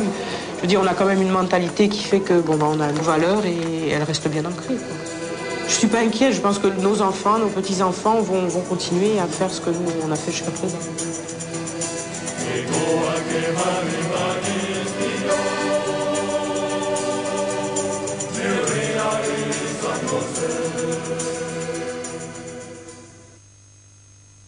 Voilà, c'était donc Rugby Attitude, les images étaient de Franck Guérin, de Xavier-Marie Bonneau, montage Annie Blanchet. Ce film est signé Claire de Navarre. Alors avec nous sur ce plateau, 3 invités, Abdelatif Benazi, Darren Tulette et Gernot Rohr, excusez-moi.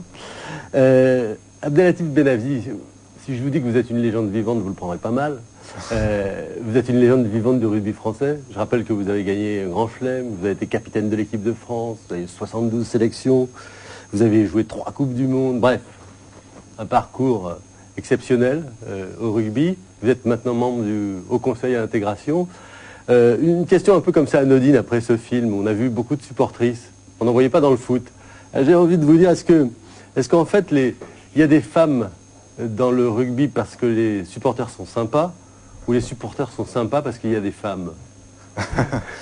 Non, il y a des femmes parce que d'abord c'est un esprit de famille. C'est surtout ça qu'il faut retenir. Tout à l'heure, quelqu'un disait dans le reportage que c'est un sport qui consiste à être dans des petits villages où tout le monde se connaît, des villes moyennes, et encore les gens qui vont au stade, c'est des connaisseurs, c'est des supporters qui ont envie de passer un bon moment, et au bout d'un certain temps, les gens se connaissent. Donc le supporter de rugby ou le joueur de rugby dans sa ville, il est connu. Donc c'est pour ça qu'il y a un climat de confiance qui règne, et tout le monde est à l'aise, et puis il peut y avoir des enfants, il peut y avoir des familles, il peut y avoir des papis ou des mamies, il n'y a aucun souci. Au contraire, il y a même une protection dans les tribunes pour savoir s'il y a une femme qui passe devant, ou un vieux, etc.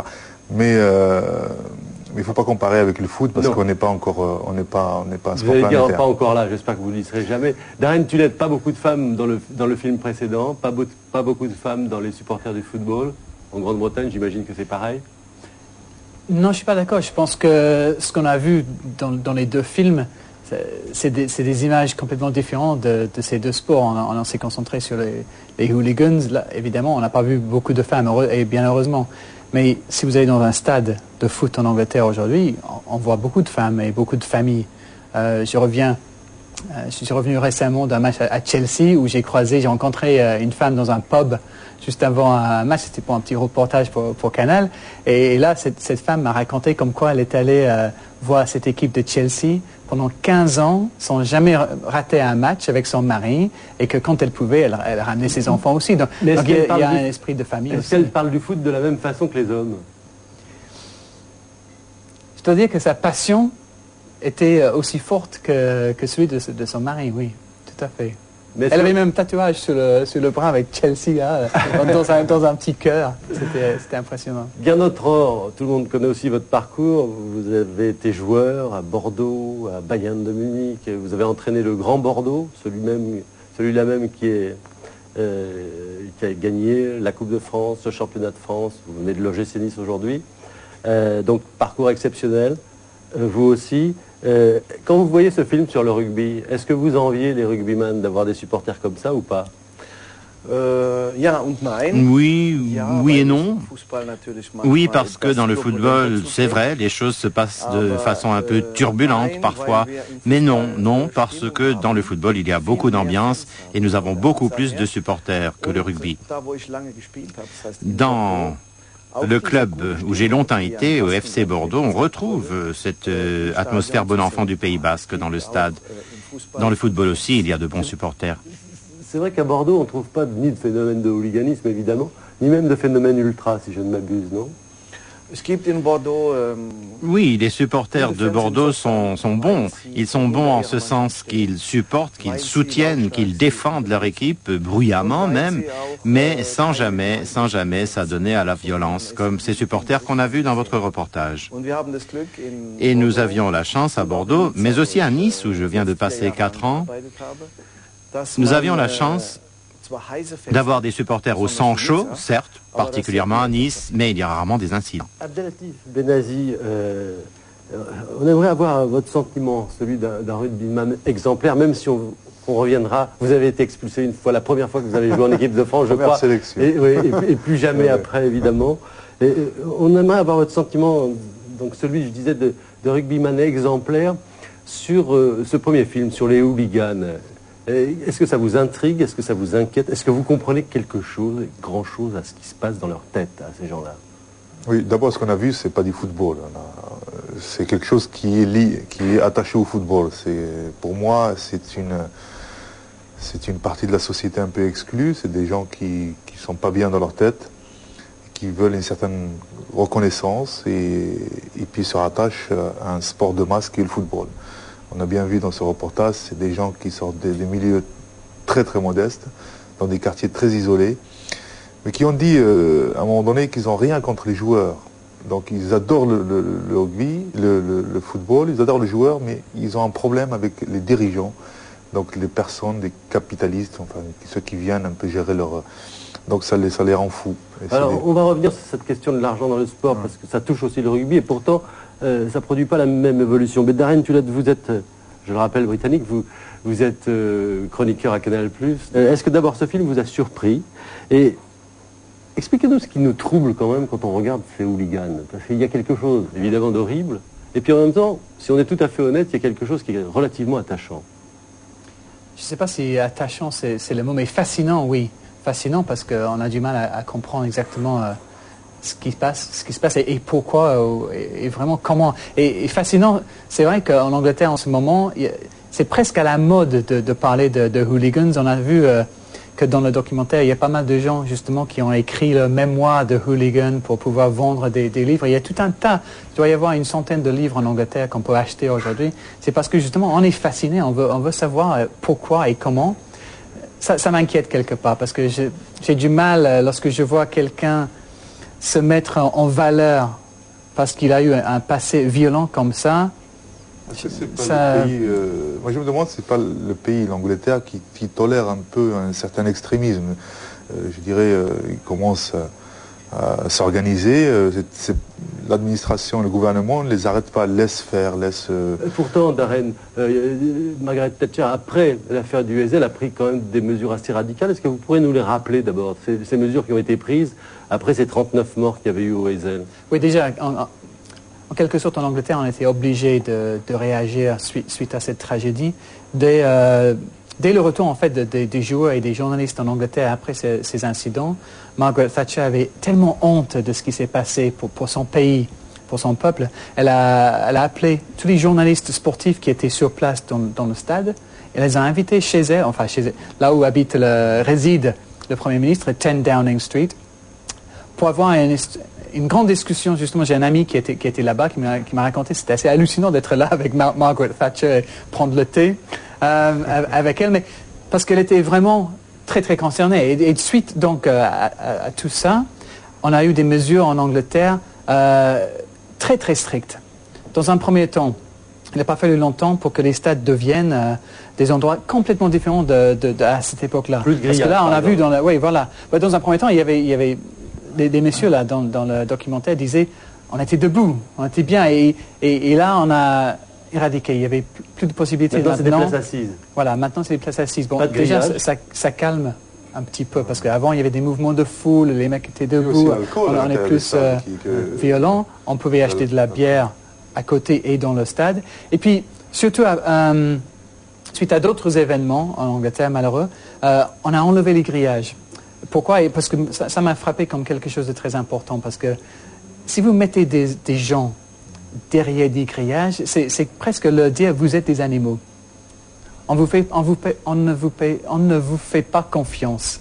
On pense que vous allez faire mal, et donc on vous met dans une espèce de cage, on vous enferme. Et je pense que si on traite des gens comme ça, c'est presque les encourager d'être des bêtes. Donc finalement, on a enlevé les grillages, et on constate que depuis quelques années, plusieurs années en Angleterre maintenant, on n'a plus de problèmes dans les stades. Les problèmes, comme on a vu dans le film, ça se passe ailleurs maintenant. Oui, mais on peut aller au stade. Dans les stades maintenant. Voilà, on peut aller au stade avec sa famille et on ne voit jamais ce genre de bataille dans la rue comme ça. Jamais. Alors, Gernot Rohr, je rappelle que vous avez été contemporain de ces événements. Vous auriez pu même en être sur le terrain au Wesel, puisque Bordeaux, à l'époque, le club dans lequel vous jouiez, était arrivé en demi-finale contre la Juventus, si je ne m'abuse. Et donc, vous aviez failli passer et vous retrouver à la place de la Juventus face à Liverpool à l'époque. Vous-même, vous avez vécu comment ce drame du Wesel? J'étais assis devant mon poste de télévision et évidemment, au début, je regrettais beaucoup que nous ne soyons pas au Wesel. En demi-finale, Contre la Juventus, à Bordeaux, nous avions gagné 2-0, mais ça n'a pas suffi pour accéder en finale. Donc, j'ai regardé le match chez moi, à Bordeaux, devant mon poste de télévision, et dans un premier temps, j'étais triste. Mais quand j'ai vu ce qui se passait, j'ai finalement dû me dire, après tout, il valait mieux comme ça. Il valait mieux ne pas accéder à la finale, il valait mieux en rester à la demi-finale, parce que nous nous disions tous, il y aurait sûrement eu des victimes parmi nos parents, nos amis ou nos supporters s'ils étaient venus avec nous au Heysel. Alors, on sait que Michel Platini, qui a joué ce match, je crois qu'il était capitaine de la Juve à l'époque, si je ne m'abuse, c'est même lui qui a marqué le but, si je me souviens bien, n'aime pas parler de ça. Il ne veut plus en parler et je crois que c'est quelque chose qui a beaucoup traumatisé. Ça a beaucoup traumatisé le monde du football et les joueurs. Est-ce qu'il y a un avant et un après? Je ne parle pas du point de vue des organisateurs, mais du point de vue des joueurs et du monde du football. Darren Tulette. Oui, je sais que les joueurs de Liverpool ont beaucoup souffert, et ce soir-là et après, parce que c'est quelque chose qui est honte. Je pense n'importe qui voit des choses pareilles a du mal à se remettre à faire ce qu'on fait son métier. Je sais que certains joueurs ont même pensé ne plus jouer, parce que pas seulement ce soir-là, ils ont été obligés de rentrer sur le terrain et faire un match de foot après tout ce qu'ils venaient de constater. C'était très difficile. Et après, oui, c'était dur pour certains.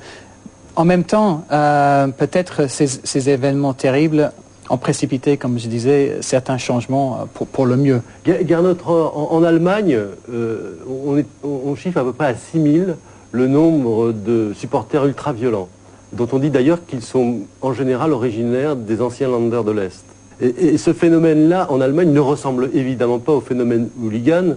C'est un phénomène qui s'appréhende plus comme un phénomène ultra, si j'ai bien compris. C'est un phénomène de violence. Il y a d'ailleurs un contentieux, il y en a au moins deux dans le monde du football entre la France et l'Allemagne. Un plus récent qui est la Coupe du Monde avec le gendarme Nivelle, où on a découvert en cette occasion qu'il y avait des supporters allemands extrêmement violents. Tout d'abord, je dirais que la solidarité qui est née autour de cette malheureuse affaire Daniel Nivelle, eh bien, elle a donné lieu en Allemagne à une vaste collecte de fonds, à une vaste mobilisation des supporters qui ont tous donné un peu quelque chose, y compris les joueurs, les anciens internationaux qui ont disputé un match contre les Français à Kehl, en Allemagne, devant 10 000 spectateurs. Donc on a beaucoup fait pour obtenir le pardon. On a collecté une somme importante pour aider la famille du gendarme Daniel Nivelle. L'Allemagne tout entière s'est mobilisée autour de cette action. Et comme vous l'avez bien montré tout à l'heure dans votre film, c'était sans doute une partie infime des supporters allemands qui portaient la responsabilité de cet incident. Quand on voit la façon dont les supporters et les joueurs se comportent vis-à-vis de l'arbitre au rugby et la façon dont ils se comportent au football vis-à-vis de l'arbitre, c'est deux façons totalement différentes de se comporter. Je me souviens, moi, d'un autre souvenir, là, vous concernant, qui était, je crois, une demi-finale de Coupe du Monde de rugby en Afrique du Sud, où vous aviez manifestement marqué l'essai qui permettait à la France de se qualifier pour la finale, n'est-ce pas? Oui, j'ai fermé ma gueule, je suis parti. Et voilà. Et en fin de compte, qui était quand même un enjeu majeur, c'est demi-finale, vous marquez un essai qui est refusé par l'arbitre, et en même temps, vous dites rien, vous partez, alors que la France est éliminée sur une faute d'arbitrage. C'est exceptionnel. Qu'est-ce qui se passe dans la tête d'un joueur dans ce moment-là? On se dit, voilà, c'est la règle du jeu, je conteste rien.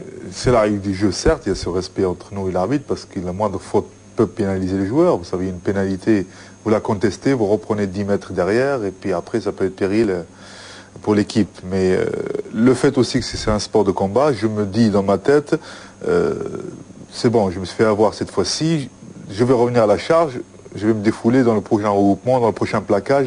Donc je dirais cette frustration que j'ai en moi, je vais pouvoir la lâcher d'une façon réglementée sur un plaquage ou sur une poussée ou sur une percussion. C'est ce qu'on se dit à ce moment-là. Exactement. Donc allez, en fin de compte, ça nous motive parce que quelqu'un va le payer. C'est ça que vous dites. Mais dans les règles. Mais dans les règles, c'est ça. Dans les règles. Le prochain plaquage.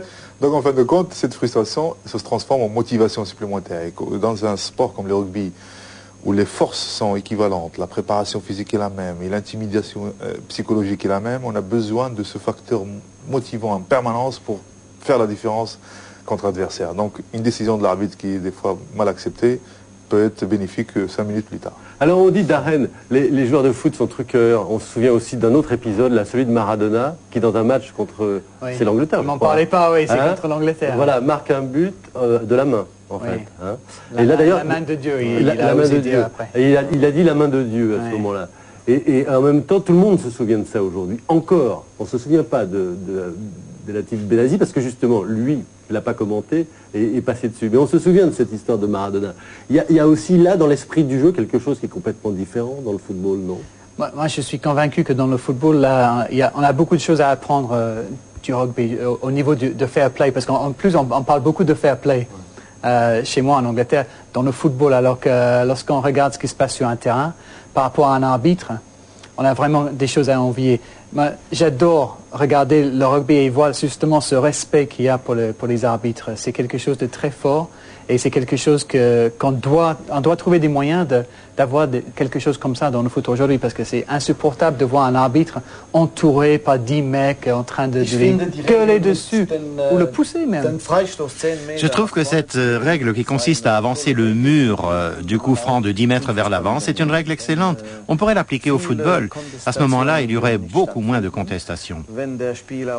Après tout, si le joueur sait que l'arbitre va avancer le mur... 10 minutes sortir, un carton jaune, ce n'est pas qu'un avertissement, c'est 10 minutes dehors. Comme ça peut être... Mais enfin, ça dépend de la personnalité des arbitres. Moi, j'adore le foot, j'adore regarder ça, même j'ai une culture de football, parce que je suis né au Maroc, et j'ai beaucoup d'admiration pour cet arbitre italien, le chauve. Colina. Mais c'est vrai qu'entre lui et les joueurs, il y a un tel respect. J'ai l'impression qu'il est moins intouchable que d'autres arbitres. Alors peut-être qu'il est sévère ou peut-être qu'il est aussi sait parler à certains joueurs. Il a des yeux comme ça. Il fait peur. Et non, je crois que le comportement aussi des joueurs, il est pour beaucoup. Moi, ce qui me frappe dans le football, pourtant c'est un sport collectif. Ils sont sur le terrain, il est censé être collectif. C'est par moment, on a des puzzles un petit peu d'individualisme. Celui qui va marquer, vous verrez jamais au rugby quelqu'un qui marque un essai, courir partout, s'exalter de joie, être comme ça. Et il va vers ses copains. Et d'aller fuir ses copains. Donc il marque, il baisse la tête, il revient, et puis les copains, il y a 3 mots, ça repart. Oui. Donc, alors qu'au rugby, il va vers ses copains. C'est une joie collective. Pourquoi? Parce que celui qui va être sous le projecteur, le numéro 15, les 3 quarts, ce qu'on appelle chez nous, qui sont souvent en plein air, ceux qui courent, ceux qui marquent l'essai, n'oublie jamais celui qui va extraire la balle de la mêlée, donc de la personne qui est dans l'ombre, qu'on ne voit pas à la télévision, qu'on ne voit pas, donc il sait la souffrance de la personne qui a extrait la balle de la mêlée. Donc il y a ce respect, je dirais, ce partage de joie, hein, parce qu'indirectement, même si on focalise sur Michalak aujourd'hui ou quelqu'un, il va toujours dire, moi s'il n'y a pas les avants qui avaient gagné la balle pour moi, j'aurais jamais marqué cet essai. Donc il y a ce respect mutuel et cette solidarité qui se le rend très bien. Darren, vous qui êtes à cheval sur les deux, puisque vous, à la fois vous êtes spécialiste du foot, mais vous aimez beaucoup le rugby et vous le connaissez beaucoup, comment vous expliquez que ça a produit des natures de supporters totalement différents? Je peux dire pour chez moi, en Angleterre. On généralise évidemment, hein, il faut éviter si on peut les clichés, mais le foot reste beaucoup plus populaire au niveau des supporters en Angleterre que le rugby. On a plus de chances de rencontrer je sais pas, un docteur ou un avocat dans les gradins dans un petit stade de rugby que dans un stade de foot, même si évidemment tout change aujourd'hui et il y a des mélanges. Mais dans le foot quand même, en Angleterre, ça reste beaucoup plus populaire. Et donc il y a un comportement différent, une éducation différente. D'abord, les règles au foot sont beaucoup plus faciles à apprendre. Le rugby, c'est un sport compliqué, il faut le connaître, il faut avoir cette culture-là. Et puis c'est pas un sport qui se pratique dans la rue. Pour jouer au foot, il faut un ballon, il peut se mettre dans une rue déserte et puis taper dans le ballon. Au rugby, si on glisse, il y a le goudron, le ballon il n'est pas rond, donc c'est compliqué de jouer au rugby dans la rue, il est moins populaire que le foot, bien sûr. Au niveau des sportifs en Angleterre, oui, on voit souvent les enfants, il faut juste un ballon. Traditionnellement, les joueurs de rugby en Angleterre sortent des écoles privées. Ça a toujours été comme ça, alors que le joueur de foot sort peut-être même pas d'école, hein, enfin, ça a changé évidemment depuis. Mais c'était un peu comme ça à l'époque. C'était les enfants pauvres qui jouaient au foot et les enfants qui venaient des classes middle class, comme on dit chez nous, qui jouaient au rugby. Abdelatif, tout à l'heure, vous avez commencé à évoquer la question de l'argent, parce que c'est quelque chose qui revient régulièrement. On dit, effectivement, comme les enjeux sont plus importants, comme il y a plus d'argent, etc., dans le football, donc voilà, ça se transforme comme ça. Mais d'une certaine manière, et le jeu se durcit, etc. Mais d'une certaine manière, on peut dire que le rugby s'est professionnalisé ces dernières années, qu'il a été rattrapé par l'argent, et bizarrement, on a l'impression, si vous voulez, que l'équipe de France, en tous les cas je parle pour elle, respecte beaucoup plus les règles du jeu, qu'il y a moins de brutalité sur le terrain, en tous les cas que la violence est beaucoup plus contenue et moins d'irrégularité. Est-ce que je me trompe ou pas? Et dans les tribunes, évidemment, pareil. Oui, d'abord parce que c'est un sport qui n'est pas universel, il ne faut pas se leurrer, c'est un sport qui concerne 15 pays. On est professionnel depuis 1995, mais on n'aura jamais les moyens de football. Le joueur le plus emblématique de l'équipe de France, il n'a même pas un dixième de ce qui touche un joueur de national au foot. Donc, ceci dit, les choses quand même évoluent à grande vitesse. En équipe de France, l'audience télévisuelle est comme un match de football. Mais je crois que les joueurs, ils ont une grande part de responsabilité dans leur comportement. Quand on arrive en équipe de France au haut niveau, non seulement il faut être fort dans son sport, mais il faut être fort dans son comportement de tous les jours. Je crois que c'est des mots qui sont répétés perpétuellement par les managers et les entraîneurs. On est là parce qu'il faut un état d'esprit, il y a des valeurs à respecter, et celui qui tire la couverture à soi, celui qui sort de ce cadre, on n'a plus besoin de lui, parce qu'un joueur n'a jamais fait gagner une équipe au rugby. Et puis le joueur, il est sensible à ce qu'il peut faire sur le terrain ou en dehors, que ce soit en parole, en conférence de presse, ou que ce soit en comportement sur le terrain. Il mesure les conséquences de ses actes. S'il crache sur un joueur, ça se verra. Donc il est concerné par le comportement des jeunes qui le regardent. Donc vous ne pouvez pas savoir comme il est malade s'il peut faire ça. En conférence de presse, ça déborde jamais. On a des horaires, on se tient, on est professionnel, on a choisi d'être professionnel, il faut respecter ces gens-là et avoir le temps nécessaire pour eux sans déborder, bien sûr. Donc, même auprès des journalistes, on a instauré cette règle du jeu et ce climat de confiance. Donc, le joueur, plus responsable sur ce qu'il dit, sur ce qu'il fait, parce qu'on le regarde et parce que derrière, il mesure les conséquences. Tarine, deux mots, parce que je voudrais... Oui, ce qui m'intéresse dans le discours d'Abdel, c'est justement le rôle des dirigeants qui disent aux joueurs et qui rappellent comment il faut se tenir. Alors que moi, je vois et j'entends des présidents de clubs de foot dire « Oh, mais les jeunes footballeurs aujourd'hui, c'est dingue, c'est pas possible. » Attendez, ils ont un rôle, ces dirigeants-là. Et c'est vraiment à eux de donner l'exemple et donner le temps. Non? Je voudrais faire appel à vos souvenirs et à votre expérience, Gernot Rohr. Vous avez été entraîneur, jusqu'à il y a encore un mois, hein, de l'OGC Nice. Donc je rappelle Bordeaux, le très grand club de football. Très franchement, comme entraîneur, au moment où vos équipes allaient rencontrer des équipes où vous saviez qu'il y allait avoir des supporters, il y allait avoir des risques de violence. Je ne parle pas de OM-PSG, dont on sait que les supporters se tirent la bourre, comme on dit. Mais est-ce que vous aviez un discours particulier? Est-ce que franchement vous aviez des recommandations particulières que vous donniez à vos joueurs à ce moment-là? Bien évidemment. Chaque entraîneur doit compter avec les réactions du public ou des supporters. Et le premier souhait de tout entraîneur, c'est de faire en sorte que le joueur se batte, se donne à fond, en particulier lorsqu'il joue à domicile dans son propre stade. Il faut que le joueur puisse convaincre les supporters de sa volonté de se battre et de se donner à fond. Il faut que les supporters, dans les tribunes, soutiennent, supportent l'équipe au point qu'ils deviennent justifiés de parler de ce fameux 12e homme de l'équipe. C'est le souhait de chaque entraîneur, c'était le souhait lorsque j'étais entraîneur à Bordeaux et puis à Nice. Et parfois, l'entraîneur s'adresse d'ailleurs directement avant le match au public, aux spectateurs, pour leur demander de créer la meilleure ambiance possible et pour faire en sorte que tout le monde se rassemble comme un homme derrière son équipe. Abdelatif Benazi, je voudrais rappeler qu'au football, on a parlé du phénomène hooligan, il y a le phénomène ultra, il y a les fumigènes, parfois les gradins prennent des allures de manif, hein. Il y a un côté revendication presque de plus en plus des supporters à avoir leur place dans ce monde. Et puis il y a des choses beaucoup plus dangereuses, graves. On voit en Italie des joueurs qui font le salut fasciste quand ils prennent du Lazio de Rome. On voit des insultes racistes sur les genres de couleurs en France. Il y a une dérive, ou en tous les cas sur le terrain de football, sur les terrains de football, il y a une dérive quand même de ce type. Est-ce que sur le rugby, Abdelatif, vous avez, assisté à cette même dérive ou pas du tout? Si on parle de rugby professionnel, on est sous les caméras, il y a un comportement honorable. Dans les clubs amateurs, c'est comme partout. Il y a certains qui viennent parce qu'ils croient ils confondent, ils ne connaissent pas les règles, ils confondent le rugby avec combat de rue, et ils viennent un petit peu se défouler le week-end. Et il y a aussi les rivalités des villages un petit peu qui existent encore, comme c'est un sport ancré encore dans le sud-ouest, des villages un petit peu avoisinants qui viennent un petit peu se titiller avec leurs problèmes de la semaine.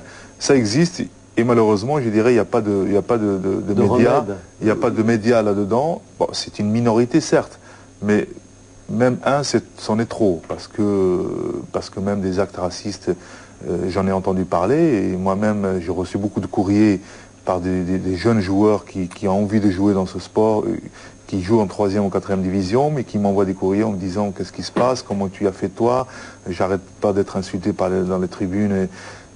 Ça existe, le problème de société aujourd'hui, ça se reflète dans le sport, et encore une fois, c'est pas en grande échelle parce que c'est pas un sport de masse, mais en comparaison de toute façon par rapport à ce qui se passe au foot, ça n'a rien à voir.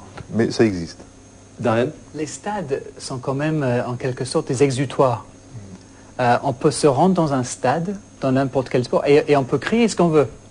Et on a même vu, donc aujourd'hui, un type qui est raciste ne peut pas aller dans la rue crier tous les slogans qu'il veut, mais dans un stade de foot, il sent qu'il peut dire ce qu'il veut. Et pourquoi il sent qu'il peut dire ce qu'il veut là? Ça, c'est quelque chose de... Il faut aller chercher un philosophe ou un psychologue pour m'expliquer pourquoi le stade est un exutoire, mais c'est très, très, très vrai. Et même, on a constaté que pendant des périodes de guerre ou de rébellion dans certains pays, les stades de foot sont devenus, pour les protesteurs et les manifestants, des endroits justement où on se regroupe et on se retrouve. Donc parfois c'est pour des bonnes causes et parfois pour des mauvaises, ça dépend de quel côté on est. Mais c'est vrai que cette année, je pense dans le foot surtout, on peut parler d'une année noire avec tout ce qu'on a vu dans les stades au niveau du racisme. Ça a été très choquant. On a vu un match entre l'Espagne et l'Angleterre à Madrid, où les joueurs blacks de notre équipe d'Angleterre ont été conspués, hués pendant tout le match. C'était quelque chose d'hallucinant. Alors, oui. Il y a quand même, et heureusement, des exemples positifs, des exemples qui montrent que parfois le football peut aider les hommes à déposer les armes et à arrêter la bataille. Je pense à ce qui s'était passé le jour de Noël en 1914. À ce moment-là, dans le nord de la France, entre les fronts, très spontanément, les soldats ont déposé leurs armes et on a vu des soldats allemands disputer un match contre des soldats anglais et des alliés entre les tranchées. Le football, ça n'est pas toujours quelque chose de négatif. En tout cas, en ce jour de Noël 1914, il ne l'était pas. Cet événement, d'ailleurs, a été commémoré cette année par un match amical réunissant d'anciens joueurs internationaux. Et il y a d'ailleurs un film qui a été tourné sur ce thème. Merci, messieurs. Je vous remercie d'avoir participé à ce débat et à cette émission. Je voudrais inviter les téléspectateurs qui nous regardent, s'ils veulent en savoir plus sur ce dont nous venons de parler, à lire le livre de John King, donc Football Factory, aux éditions de l'Olivier, où vous pourrez glaner des informations supplémentaires à celles que nous vous avons données. Et puis le livre d'Abdel Benazi, donc, qui est avec nous sur ce plateau, qui, en dehors même du rugby, du Haut Conseil à l'intégration maintenant, a pris la plume pour nous délivrer un essai. Ça s'appelle Une vie à l'essai, ce qui est normal pour un rugbyman de cette envergure, avec une préface de Nelson Mandela, et c'est chez Flammarion. Voilà, cette émission est maintenant terminée. Vous pouvez, si vous le désirez, venir surfer sur le très bon site d'internet Arte à l'adresse suivante, c'est arte-tv.com, là aussi, si vous voulez en savoir beaucoup plus. Et puis n'hésitez pas à nous écrire. Là, je rappelle l'adresse d'Arte, c'est 4 quai du Chanoine Winterer, boîte postale 20 035, 67 080, Strasbourg, Cédect. En attendant, restez surtout sur Arte. Au revoir et au mois prochain.